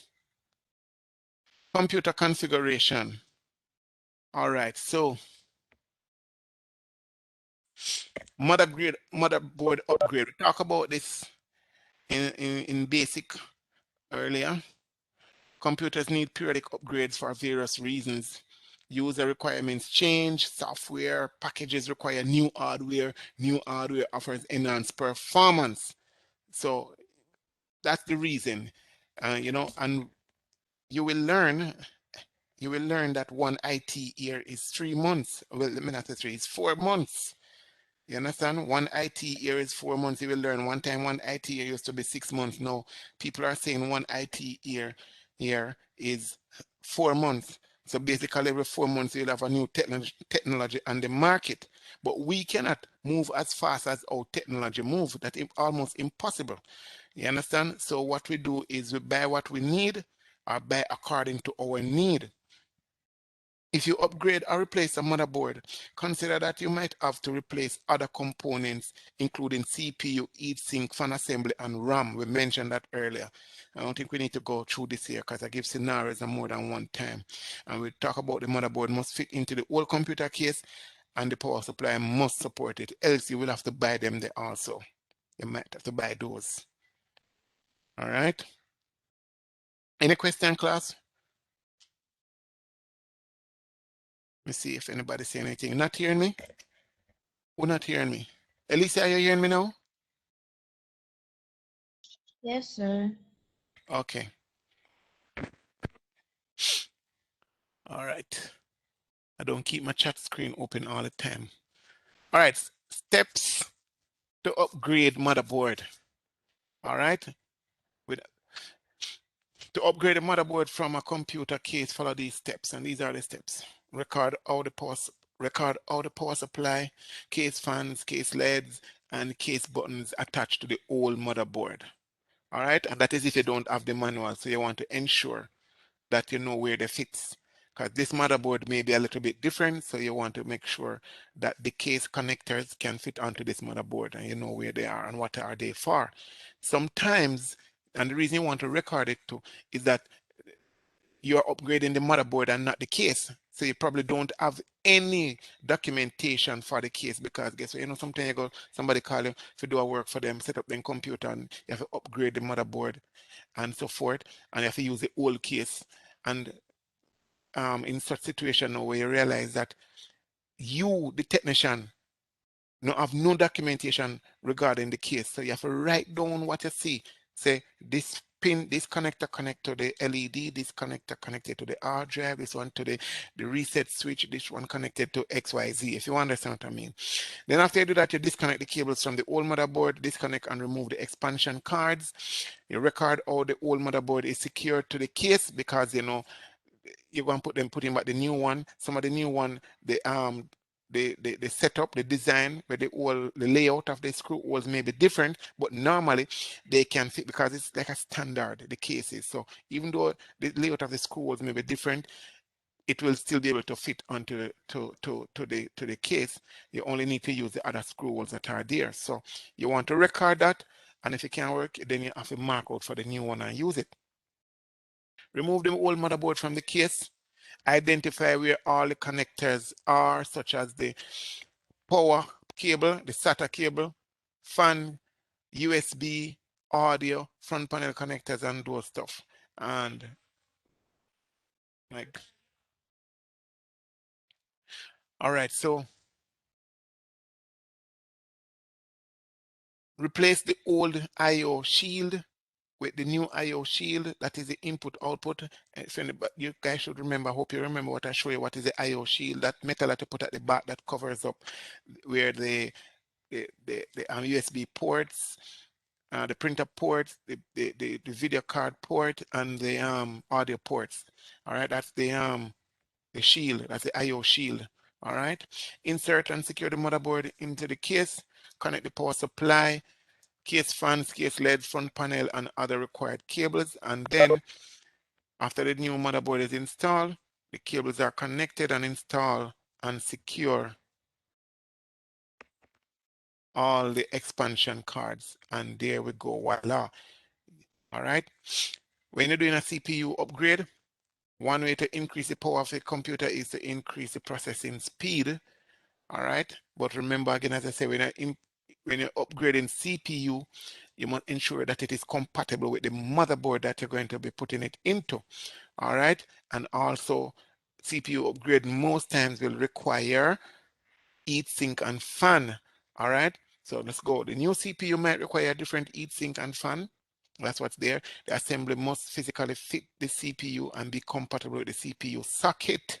So you're not going to buy a AMD, which is a pin grid array. You're going to fit a LAN grid array. All right. So it must be compatible. It must also be adequate to remove the heat.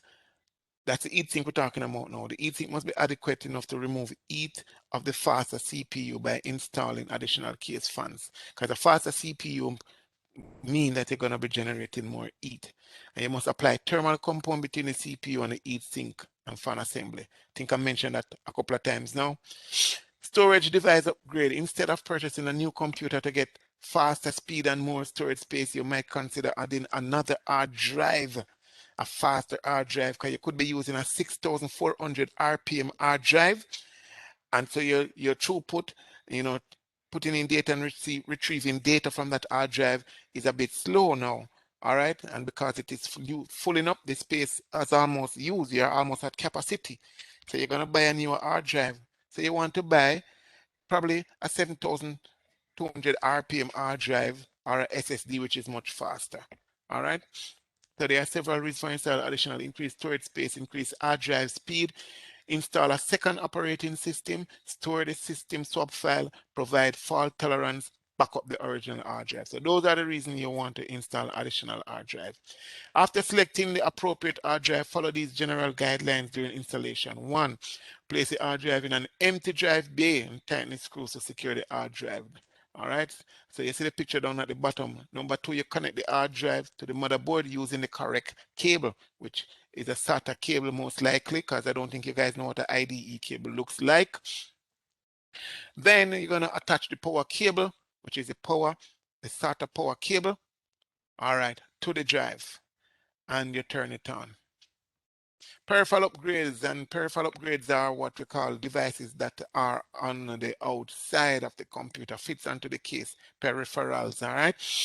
So for example, if the device stop operating, or if you wish to improve performance and productivity, or if you just want to buy one nice keyboard and mouse, like wireless keyboard or mouse, you understand? Then that's how you upgrade. All right, there are a few reasons for upgrading the keyboard. Change the keyboard and mouse to get something more ergonomic. All right. Or you can reconfigure the keyboard to accommodate special tasks such as typing in a second language with additional characters. So you want to have keyboards. If you want to buy keyboards with special looking setup, like this keyboard is ergonomic, you can see how it's set and it has buttons and so forth. You can have a mouse that also is very ergonomic. That's how you do your peripheral upgrades. All right. Or it could be some other input device you use. Power supply upgrade. Upgrading your power supply hardware will most likely also change its power needs. If you may need to upgrade your power supply, you can find calculators on the internet to determine if you need to upgrade power supply. All right. Thing about it is, if you put in devices that are going to require more power, you can do a power supply upgrade, or like the recommendation is when you're putting a power supply, let it be at least 50% more than what is currently needed. So when you keep adding components that will require more power, you won't max out your power supply, so that you would need to change one. All right, so lab, guys, you need to do the lab. Gather information. All right, that is the lab. All right, I have a research for you guys. All right, thick and thin clients. All right, so I don't know if any one of you guys have ever heard the term or anyone referring to thin clients and thick clients. Any one of you in class have ever heard that term? No, never heard it before. Okay, cool. Anybody else know? All right, don't worry. Don't worry at all. 7:32. Who not hearing me? Kishan is still not hearing me? Uh-huh.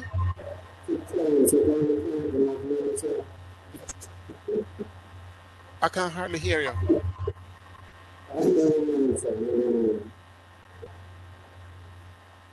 Can you type? Because I'm not hearing you very well at all. Audio is very fuzzy.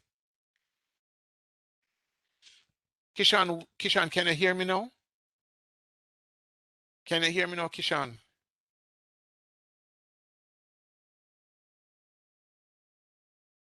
All right, I'm giving it the Verizon signal. Can you hear me now?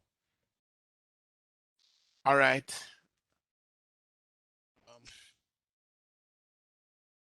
Everybody else hearing me? Okay, so thin clients and thick clients, all right? Sometimes called fat clients, that are the thick clients, you know, like we have the new terms, we refer to the females, and females, believe me, don't take any offense to anything that I say in this course, all right? We know that ladies love to call, you have some ladies love to say them thick, them are thickers, all right? And so we say thick clients are called fat clients. So, you know, the thick girls are really, some of them fat, you know, but then just use the word thick because they don't want to say them fat. You understand? And then you have these are computers with their own operating system. All right, multitude of application and logical storage. So would you call the computer at your home a thick client or a thin client?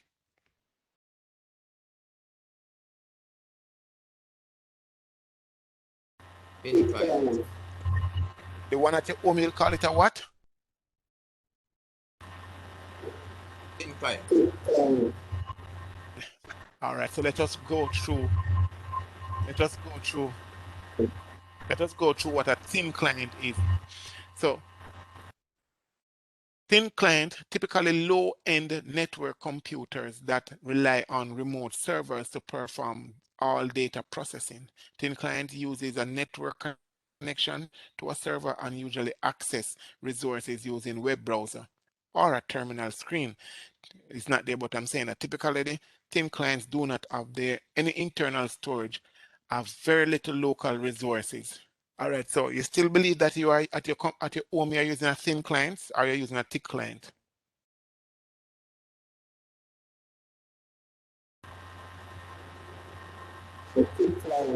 Thick, as in fat. You can't say fat. They come in here properly. So you're talking about a fat client. Okay. All right, so you're right. Your desktop at your house is a fat client or a thick client. All right. I'm gonna give you an example, one example, and then you guys are gonna give me another example where you can find thin clients. But I'm gonna give you an example now where a thin client is. So a thin client is like what is at the call centers. All right. Some of these thin clients at the call centers, they are not very thin. They have a little weight because they have some local resources, because they have good memory, they have an operating system, and they have hard drive. So they are not total thin clients, but they pick up the major applications from the server, and everything you do through the web. Now, the next place you can see some more thin clients is like when you go into the tax office and you see some black screens, you know, people bring up things on the black screen, black and white screen, you know, when you go tax office, you see some of those screens, those are thin clients. All right, all their resources are on a network server. Without the network connection, they can't do anything. So those are what you call thin clients. And thick clients now are like your desktop computer in the yard, or when you go into some office and some people, they have one desktop computer, they have Windows on it, they have their own printer, everything connect to it. They not even need any server. Like if they need some office downtown, they don't need no server. All of internet gone and can still do their work. Those are what you call thick clients. Can anybody tell me where else they will see a thin client computer?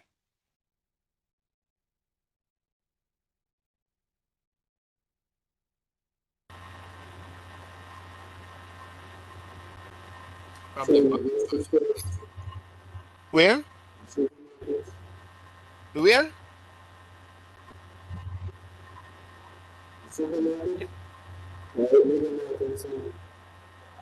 You don't know nowhere else?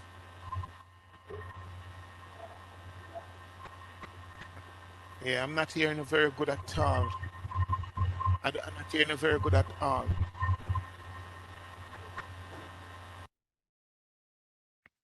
All right, so anybody else want to try? I'm sorry, I didn't hear very clearly what he was saying. Anybody else want to try?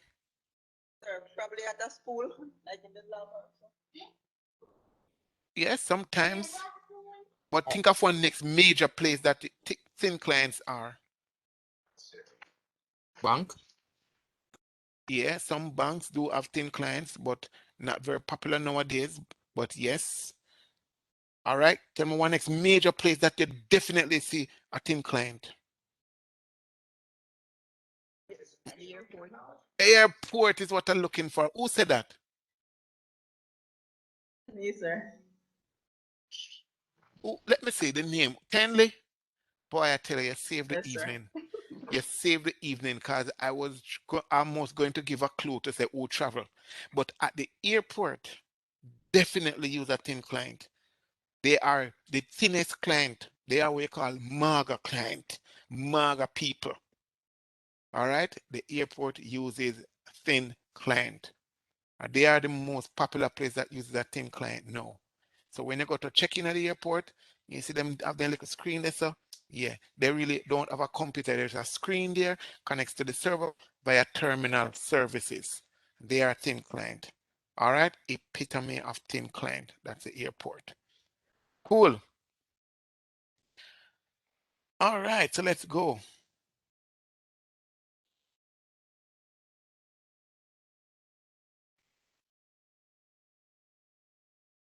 All right. Still not hearing me, Kishan? Man. I don't know what to do, Kishan, if I can't hear me.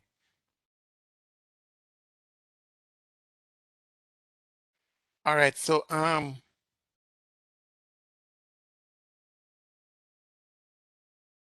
just a moment.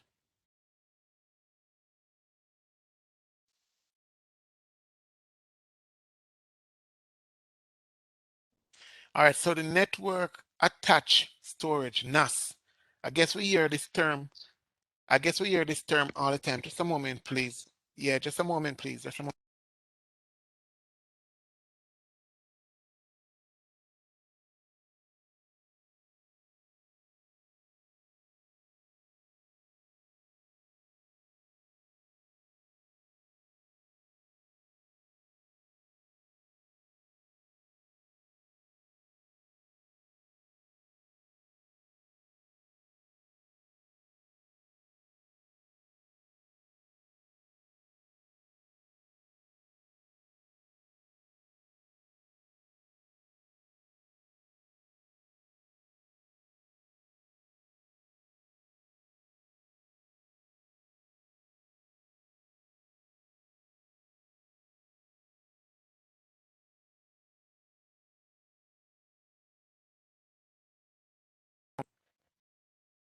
So network attached storage. All right. NAS, the popular term that we use nowadays. And these are devices they are called network storage servers that are connected to our network and provide file level data storage clients. All right, so they are servers. They are almost, you'd say they are computers in the truest term of the word, because they do come with an operating system and they come with applications on it that you can utilize or to manipulate whatever file structure or file system that is your file store on the NAS. All right, this specialized computer is sometimes single purposed running a stripped down operating system, or let me use the word, it's stripped down operating system to perform the only function of file serving. So when it says stripped down, you're talking like a light operating system, and most times those operating systems are built from Linux.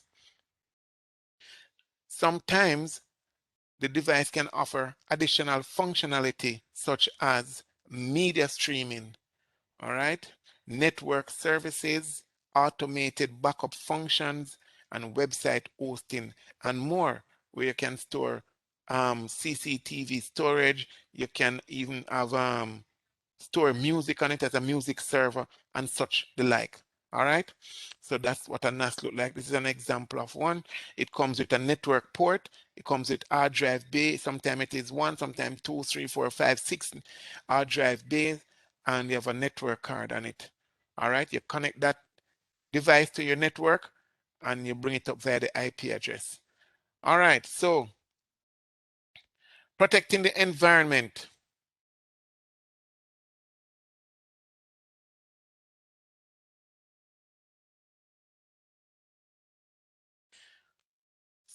Safe disposal methods. All right, the proper disposal or recycling of hazardous computer component is a global issue. All right, we just don't discard, we don't dump, we don't dispose of our garbage as it relates to electronics and computer components properly.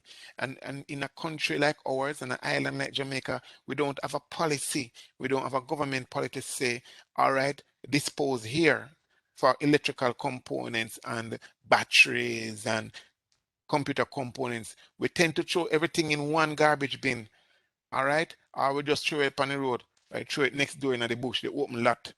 You understand? That's how we do it. You understand? But that is not the correct way. All right, so, but we don't have really the regulations properly here. And if they are here, they are not enforced. So make sure to follow regulations that govern how to dispose of specific items. And as I say, I don't know if any enforced regulations are here. But when I am disposing of computer equipment, I put them separately, and I ask for the persons who are the garbage collectors if they can be thrown in that area, and I normally put them in a bag or a crocus bag by themselves. All right. Organizations that violate these regulations can be fined or face expensive legal battles. We're talking about the US. All right. Because this course is a US based company and it's an international course. So for the first world countries, yep, if you don't do it right, then you're going to be in problems. All right. Regulations for the disposal of these items vary from state to state and from country to country. Batteries, toner kits, cartridges and developers, chemical solvent and aerosol cans, cell phones and tablets, those old stuff, they are regulatory policies and how you dispose of them. I'm not sure what it is in Jamaica, and I think I really need to research and find out if there is one. All right, so we practice proper disposal method of these. Just don't just throw them all over the environment. Lithium batteries and those stuff, no, not good for the environment. All right, you pack them away and get dispose of them properly. Don't throw them in your neighbor backyard or the open lot across from you. Don't do that. Don't throw them in the river. All right, don't throw them down on the road either. And don't just throw them down in the garbage bin. All right? Yes, sir. Do Because what in is the right. battery, Uh-huh. in the battery, you have a liquid thing like, where it poisonous, sir. Yep, acid. You have Yeah. acid. The lithium batteries, they have chemicals in there that not good for human health, animal health, and sometimes plant health. All right, so we just need to be more mindful of that fact that we have to take care of the environment that we live in. All right, when we destroy the environment, it's like we're destroying our own home. Because this earth is our home that we live on. And you destroy the environment, you destroy your home. Safety data sheet, short SDS. All right, formerly known as Material Safety Data Sheet, MSDS. That is the olden days we used to talk about the MSDS. All right, but it's now Safety Data Sheet. And this is a sheet that summarizes information about material identification. And it tells you about the hazardous ingredients and how it can affect personal health. And it tells you if it can be if it is a fire hazard, and the first aid requirements should you expose yourself to these ingredients. All right. The safety data sheet that contains chemical reactivity and incompatibility information. So it will tell you that if you put this in milk or something, it will react and it can be explosive. You understand? And it will tell you that if you do this, it will cause whatever it will not be compatible and can cause issues. Those are this information that comes on the safety data sheet. All right. And it goes on to give you the protective measures for safe handling and safe storage of materials, spills, leak, disposal procedures. And you see those things on a lot of equipment, lot of chemicals, lots of chemicals that we buy. So if, for instance, if you look on the aerosol spray, it will tell you that don't inhale some of these things that we buy. I can't tell you all of them, right? I can't remember some of these things, but it will tell you how to proper dispose of it and tell you not to inhale it, not to drink it. It's not for human consumption and all those stuff. And if it touch your skin, you must know how to wash it off and those stuff. All right. To determine if material is classified as hazardous, consult the manufacturer's SDS, which is in the US is required by OSHA. OSHA is Occupational Safety Hazard something something. All right. When the material is transferred to a new owner, you need to transfer the OSHA to. All right. All right. The SDS explain how to dispose potential hazardous material in the safest manner. The safest manner. So guess what? Always look for the SDS and the SBS. If you don't get a document, look on the product or the container of the product or whatever, and it will tell you how to do these things. All right. So every computer component that you buy, you will have something that tell you how to dispose of it.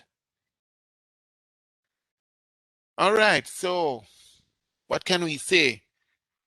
We are at the final component of chapter 3, and we did well. Chapter 3 is a large chapter. It's normally 2 classes to done it. So in this chapter, we have talked about the bias, all right, and the UFI settings. We have gone through some videos. All right, I'm going to put some videos on chapter 3 in Moodle, and I expect you guys to go through those videos. All right, we talk about electrical power. All right, we talk about voltage, we talk about ampere, we talk about resistance. You understand? We talk about watt, which is power. All right. With this, we talk about we explain the computer functionality. Those are like we talk about the graphics card, we talk about the CPU, talk about memory. We discuss other stuff as it relates to the functionality of the computer. We describe monitor characteristics. We talk about the resolution especially. That is important. We go through the different resolutions. We explain and we talk about safe disposal method to protect the environment. All right. And that's chapter 3. All right, and we come to the end of chapter 3. And any questions as we move forward into chapter 3? Any questions? No? All right, so I'm going to log into our NetAcad because we're not going to start our next chapter this evening. Oh, sorry. I'm going to log into NetAcad.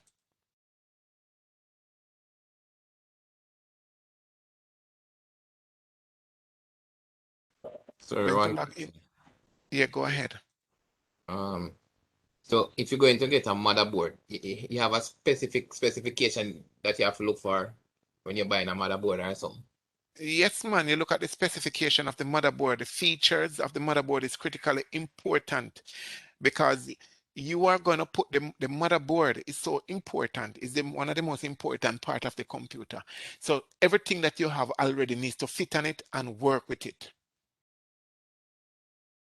You understand what I'm saying? Yes, the motherboard now work with what to fit on it. Not gonna work. Put it that kind of Yeah. way. All right, nothing will work.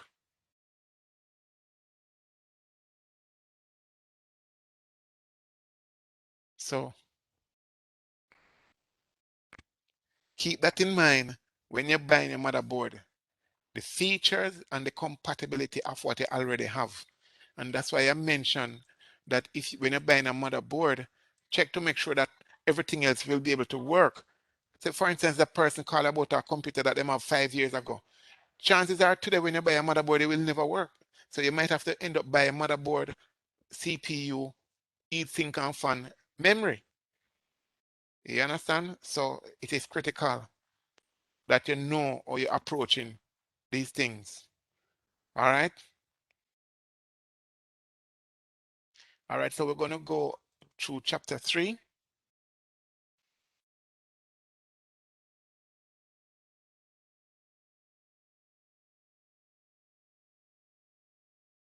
We're going to go through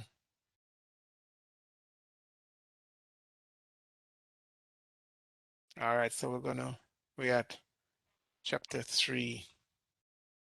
And we're going to do the quiz.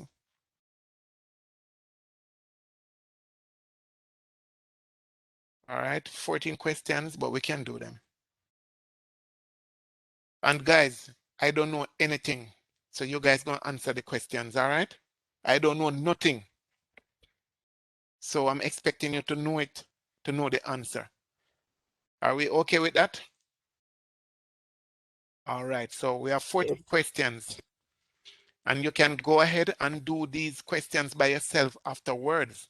So you shouldn't fail when you do it. This is not the chapter exam, it's just a quiz. All right. Which specialized computer component would be most important for a workstation built for audio and video editing? As a matter of fact, you know what I'm going to do? I'm going to ask someone else to read.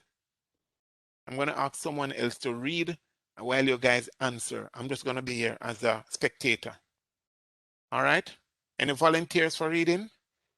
The thing is that when you volunteer to read, you don't not necessarily have to answer any question. Any volunteer for reading? No? Come on, guys, don't be shy. Any volunteer? Alicia, you don't want to read? Wow. Nobody in class? Nobody in class? All right, I'm going to volunteer someone to read. Everybody gone silent. All right, I'm going to volunteer. I can read, you know. You want to read it with this, Leon? All right, go ahead. Yes. Read the questions, and I want everybody to participate in answering. All right? Go ahead, Leon. Which specialized computer component would be most important for a workstation built for audio and video editing?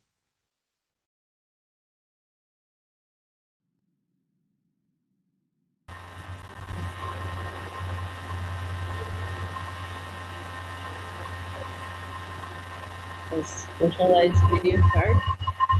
Specialized video card.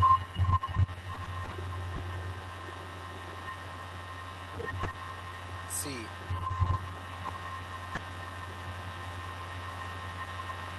When you're reading, read the answers as well.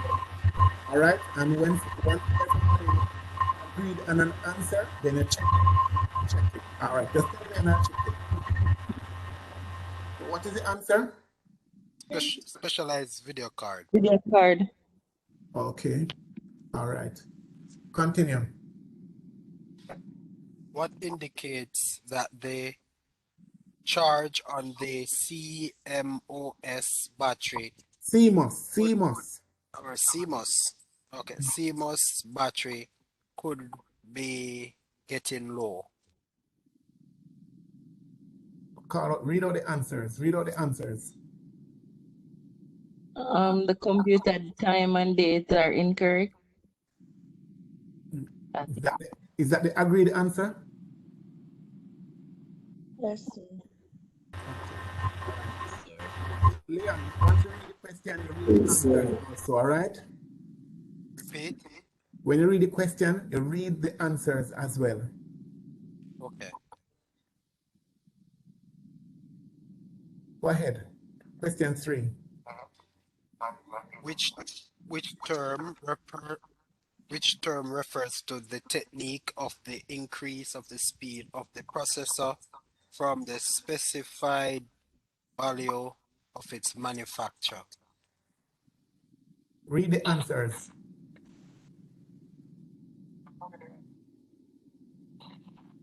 Remember to read the answers, Leon. Oh, must just do it like is it a throttling? That's what No, I mean. that's right. So go and read the answers. So you say, which term refers to the technique of increasing the speed of a processor from the specified value of its manufacturer? Throttling, multitasking, overclocking, or hyperthreading? Okay. What is the answer, class? Overclocking. Overclocking. Okay, cool. Continue, Leon. What what unit is used to measure the amount of resistance to the flow of the current of the flow of the current in a circuit? Volts, watts, ohms, and or amps.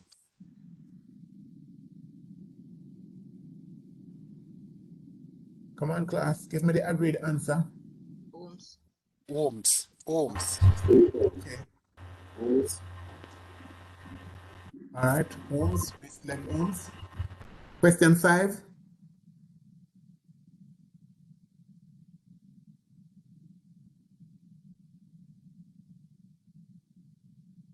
Question Okay. 5.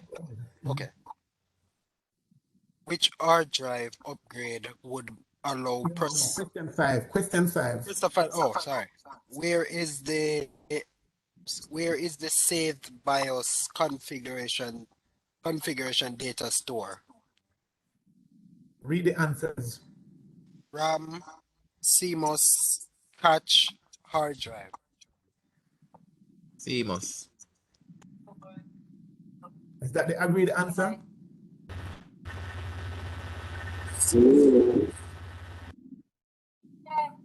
All right. Question 6. Go ahead and read. I won't be able to read right now. Sorry. Wife gone Okay. back on calling again. All right. Anybody else? Come on. Anne-Marie, can you read? I'm not hearing you in class. Anne-Marie, go ahead and read.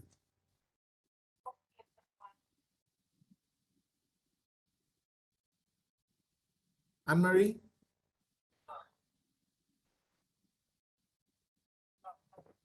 Okay. Anne-Marie's not in class. Alicia? No? And no other volunteer want to read? I could go ahead and read what we're at number 5, right? Yes, we're at number 5. Go ahead and read. Number 6, sorry.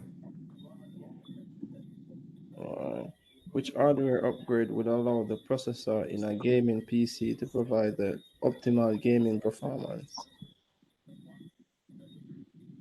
Read the answers. Read the answers. High capacity external drive, a fast EIDE drive, a large amount of fast RAM, liquid cooling. What is the answer, class? What is the answer? Fast RAM. Fast RAM? Is that the agreed Large answer? amount of fast RAM. That's A large amount of that. Question 7. Go ahead.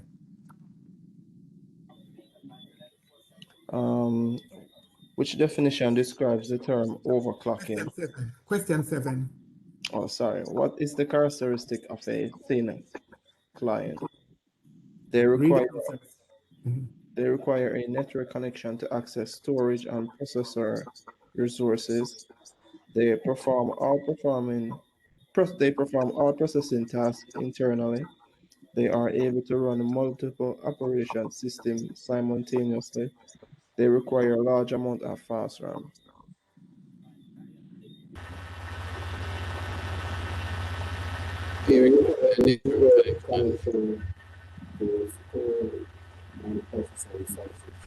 Is that the agreed answer, class? Yes, sir. The answer? Or that is not the answer? Question 8. Question 8. What is the definition? Which describe the which definition describe the term overclocking? And that would be modifying the motherboard clocking crystal to increase the timing signal, changing the bus speed of the motherboard to increase the speed of attached adapters, increasing the speed of the CPU beyond the recommendation of the manufacturer, replacing slow SRAM with faster memory. Increase the speed of The speed of the Yeah. CPU CPU beyond the beyond its recommendation. recommendation. Yeah. Yeah. All right. I guess that is agreed because I heard more than one person. All right. 9. A technician accidentally spilled a cleaning solution on the floor of a workshop. Where would the technician find instructions on how to properly clean up and dispose of the products? Read the The answer. local hazard material team, the safety data sheet, the insurance policy of the company, the regulations provided by the local occupational health and safety administration.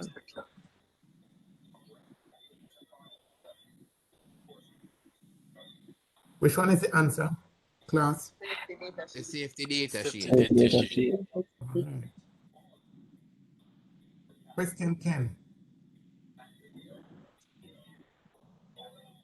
What are two settings that can be modified on the BIOS setup program? Choose two.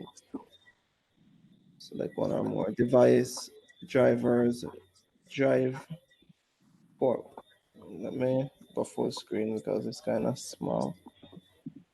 Omar, did you have full screen?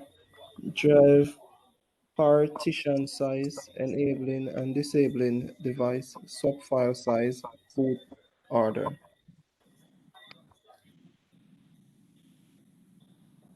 Boot Question order. answer. Mm-hmm. Uh-huh.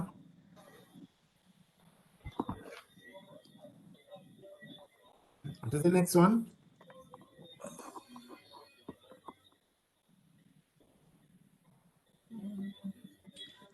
Device, drivers. Yes. We everybody agreed on that one? Yes. This one is drivers? You sure? I'm only asking if you're sure. No, Yes, sir. sir. All right, someone says no. Tell me what you think, the person who said no, the female voice. Enabling and disabling the devices. All right. I will no, I don't know nothing. I don't know anything. You agree with that? Yes, sir.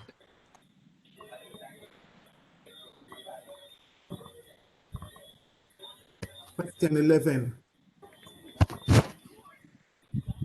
Network administrator is setting up a web server for a small advertising office and is concerned with the data availability. The administrator wishes to implement disk fault tolerance using the minimum number of disks required. Which RAID level should the administrator choose? RAID 5, RAID 0, RAID 1, RAID 6.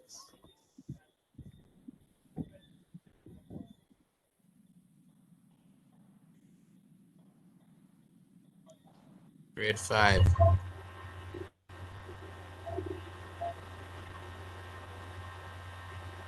Grade 5.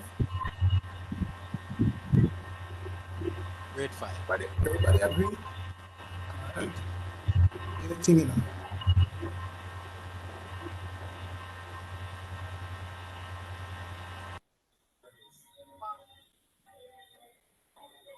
Right, so we are at question 12. Go ahead. Which device can protect computer equipment from brown outs by providing a consistent quality of electrical power? SPS, SPS. UPS. SPS. the AC S- adapter and surge suppressor. SPS. All right. Tell me exactly, class, you agree with SPS? Is that agreed? I I would say agree. yes, but Sir, UPS, sir. UPS.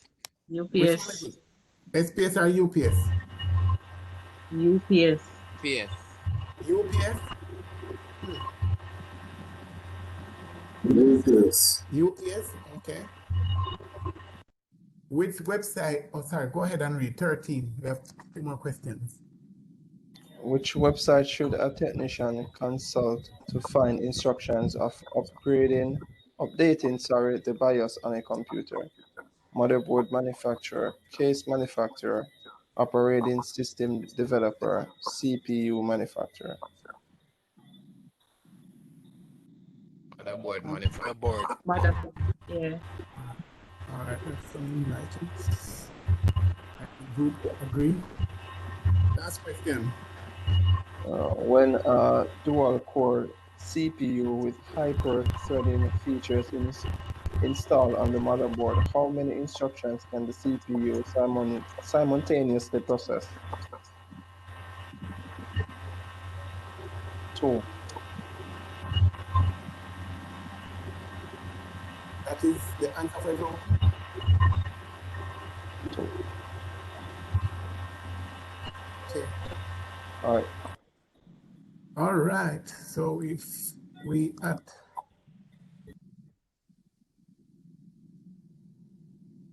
let me see, 14. We're gonna finish attempt. Number 14. I think number 14 should be 8. You can change it to 8. Or if you can stay at 2, you can learn from. You say it is how much? You want to change it or you want it to stay? Would I say 8? Everybody agree? Sir, I think it was 4, sir. Yeah, I'm I thought thinking it 4 was as well. I thought it was 4. Yeah, it was 4, sir. Yeah, I thought it was 4 because I have a laptop that has two core processor, but it has one computer 0, 1, 2, and 3. That's why I'm wondering if it is also only 4 processes it does. I would say with hyper-threading, it's like 2 pieces of codes being processed simultaneously. So I'm thinking it's 4. 4, sir. All right, we can go with 4. All right, so you're gonna go with 4. All right, I have nothing to say. Sorry, you're not easy, no. I'm sticking with 4. You're sticking with 4?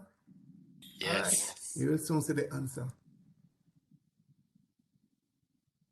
Okay, so we answer all 14 questions. We're gonna submit and finish.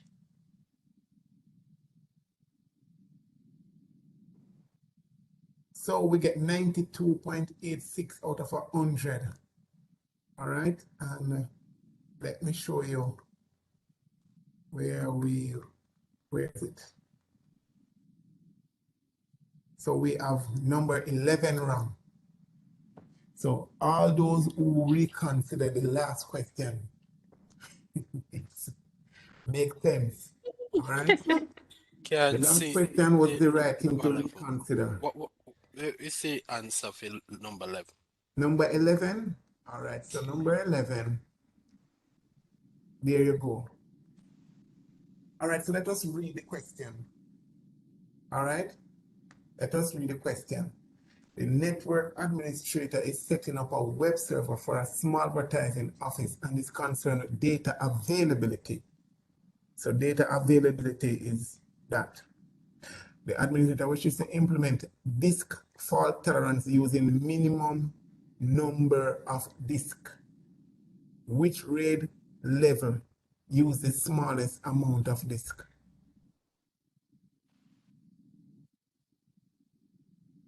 Oh, we never RAID look into 1. the we RAID never 5 look is in. One. minimum for RAID 5 and Grade RAID 1. 3. RAID 1. Yeah. All right, so RAID 0 has nothing to do with fault tolerance, so you can't select it. RAID 5 and RAID 6 minimum are 3. All right, and RAID 1, which is mirroring, use 2. So the minimum number of disk would be 2. That would be RAID 1. 1. Yeah. All right, Or so that's where you get 1 wrong. But good going. I want you guys to go over the quiz by yourself. Go through the chapter and go over the quiz. Remember, you're doing this exam this weekend. All right.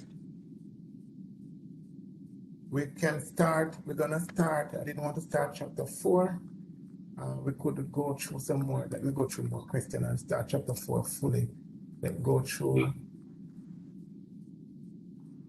some more questions. Yeah. I hope everybody is accessing their NetAcad and doing the questions, the check your understanding. Those are critically important. Check your understanding. All right. So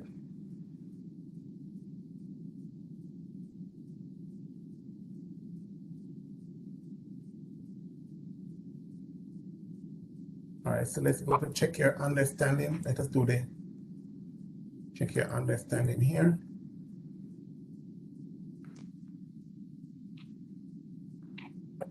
All right.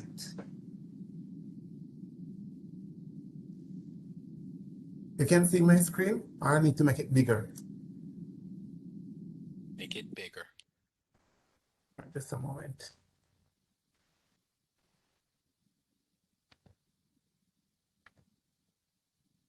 I hope that's not too massive. All right, it's all right. All right, so match each term to its definition. All right. A security feature that reports device information and location to a monitoring center. All right, so we're going to tell me what is from here. We're going to select which one of them match with this part here. So first of all, the feature that reports device information and location to a monitoring center. Which device is that? Which one? Check. All right. A chip designed to secure hardware by storing encryption keys, digital certificates, and password and data.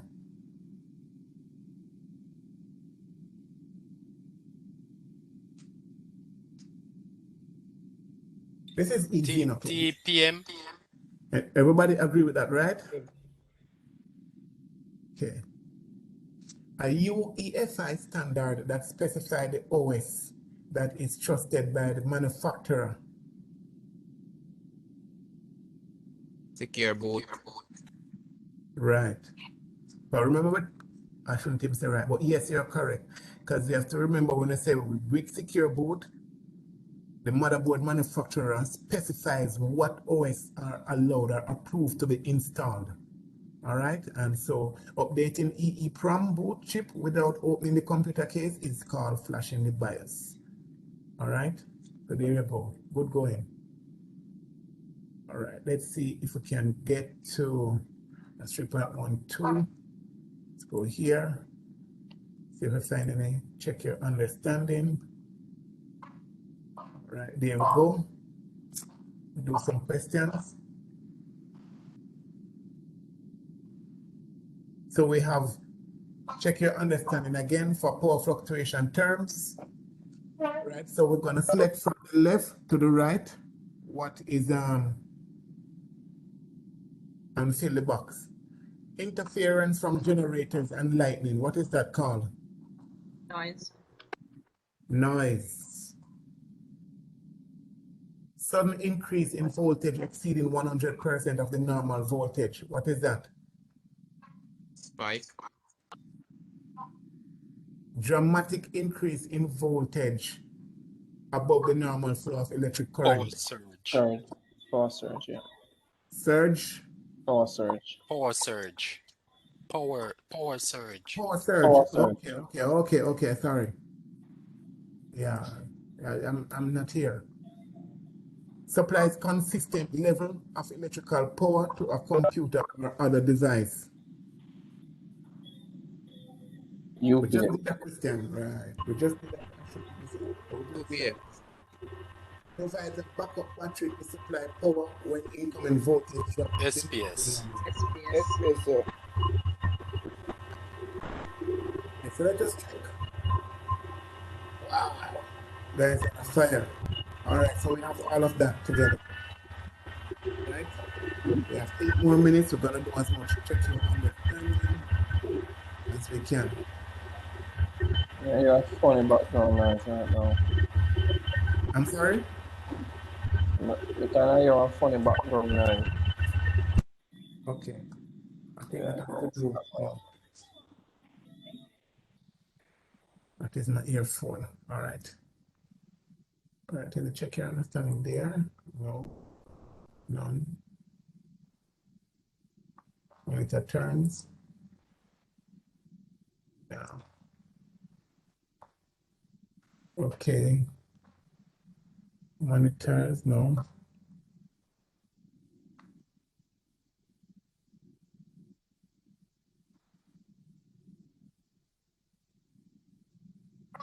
Okay, there you go. And it's always good to go through. You check your understanding and do the quizzes. Trust me, most of these questions, like 90% of these questions come back on a chapter exam. All right? So here we go. Select the correct choice from the choices column and drag it to the component type field. All right? So we have correct component type and component. All right, so video card.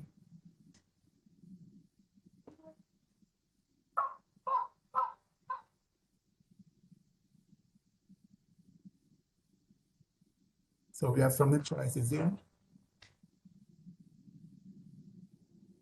Was it select anyone one from the left? Right.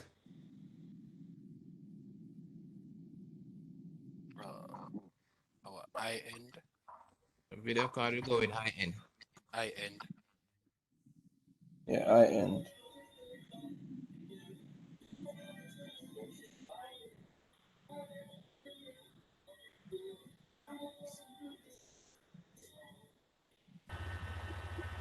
Large and fast storage. RAM.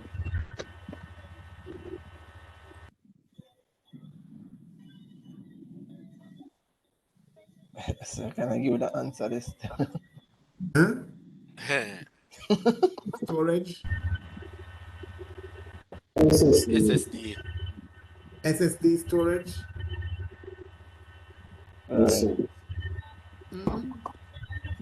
SSD. Demo.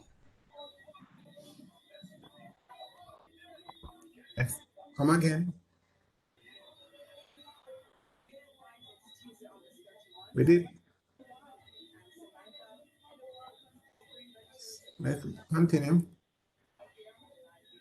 On board. On board. On board. Meaning it is integrated on the motherboard.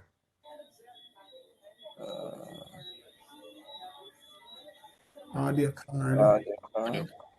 And it can be video card also.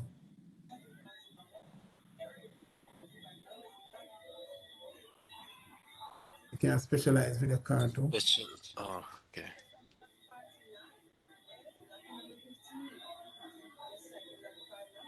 So nobody don't want to use RAID for storage. I think the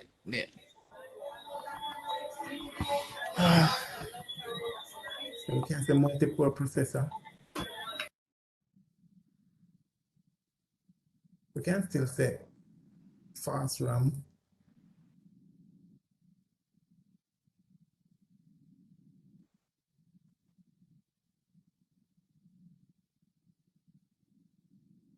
What about cooling? It can either be Passive or active. okay. Video card. If you have high-end video card too, don't it? Yeah.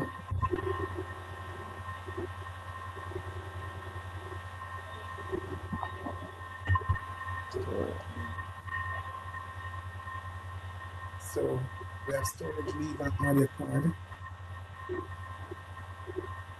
Can use SSD or RAID for storage. Okay, so we just check that. We have one incorrect. We have onboard video card incorrect. Here. So it's not onboard video card. should be specialized. Specialized. All right, let's see. Specialized audio card. All right, so what we have for cooling? Powerful. Powerful? Huh? It's not powerful. It would have been large and fast cooling. Specialized. Large and fast. Also. Because I think they said the larger the fan is slow, it spin. Larger fan spin slow. It can be large and fast.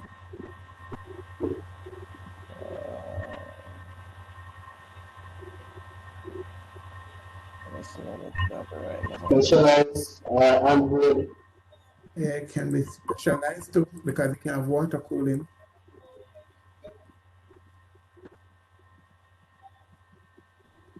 Incorrect. Wow. Cooling one tricky though. Something wrong there, sir. Did I put basic? Basic, no. No, that's only not even going to get cooling. Wow. So I put Android. Passive cooling.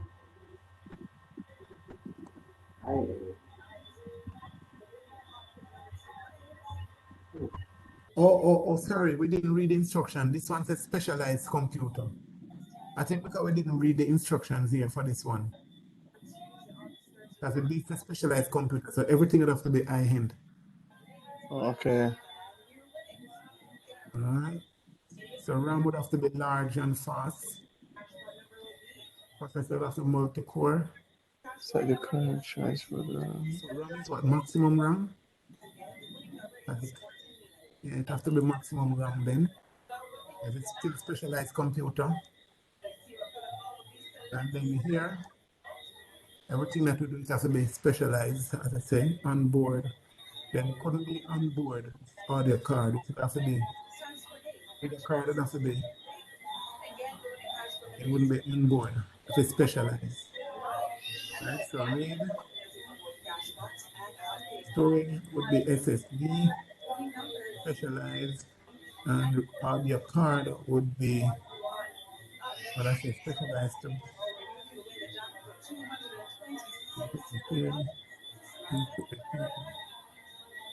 Now it will use RAID then.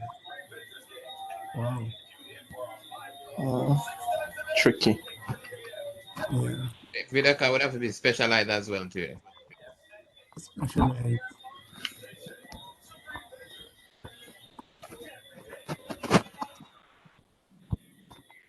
The storage. large and fast, storage. I'm guessing me. Yeah. Large and fast storage.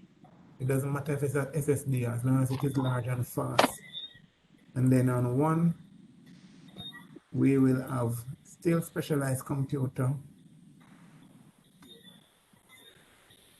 So we don't have specialized here. NVIDIA card, large and fast RAM, storage.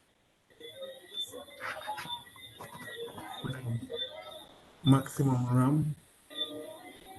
I'm going to try large and this one here.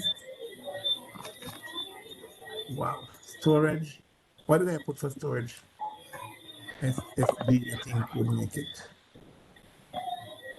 Wow. So different computer setup, I notice it has different stuff there. All right. All right. Here we go. All right, so it's 8:32, and I'm going to call it a day. All right, and you guys are expected to go through the chapter. The exam for this chapter is going to be this weekend. All right, so you can keep it in the head that you will have 1 or 2 exams per weekend. So you will have one or two assignments also. All right. I think one would be good enough still. One of each. I'm sorry? One of each would be all right though. Okay. I agree. One of each, one exam, one assignment. Yes, sir, because I see 2 exam and 2 assignment. That kind of shock. The work pressure, the work load too, you know. Yeah, I understand, but it's Yeah, they buried me. Basically, my test you how much you can remember. Chapter 3 is a big chapter, to be honest, and I'll probably just leave it with the one for this week. But when it comes to some of the chapters, we have to do them as we finish the chapters so that you don't have a whole lot to do each time, if you understand what I mean.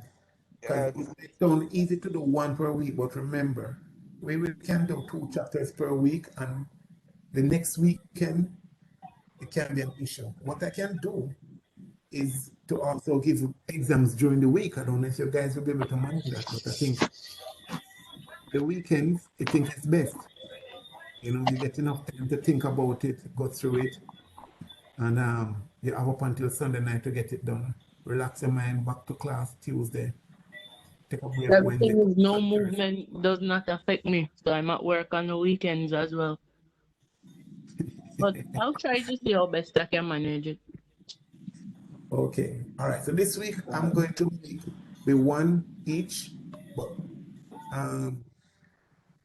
I will have to bring it back to 2 so that you guys don't have a whole lot of backlog of exams, because that is going to be far more hectic, I can tell you. So as you've done the chapters, you do the exam, get it out the way, you know that it's best for you.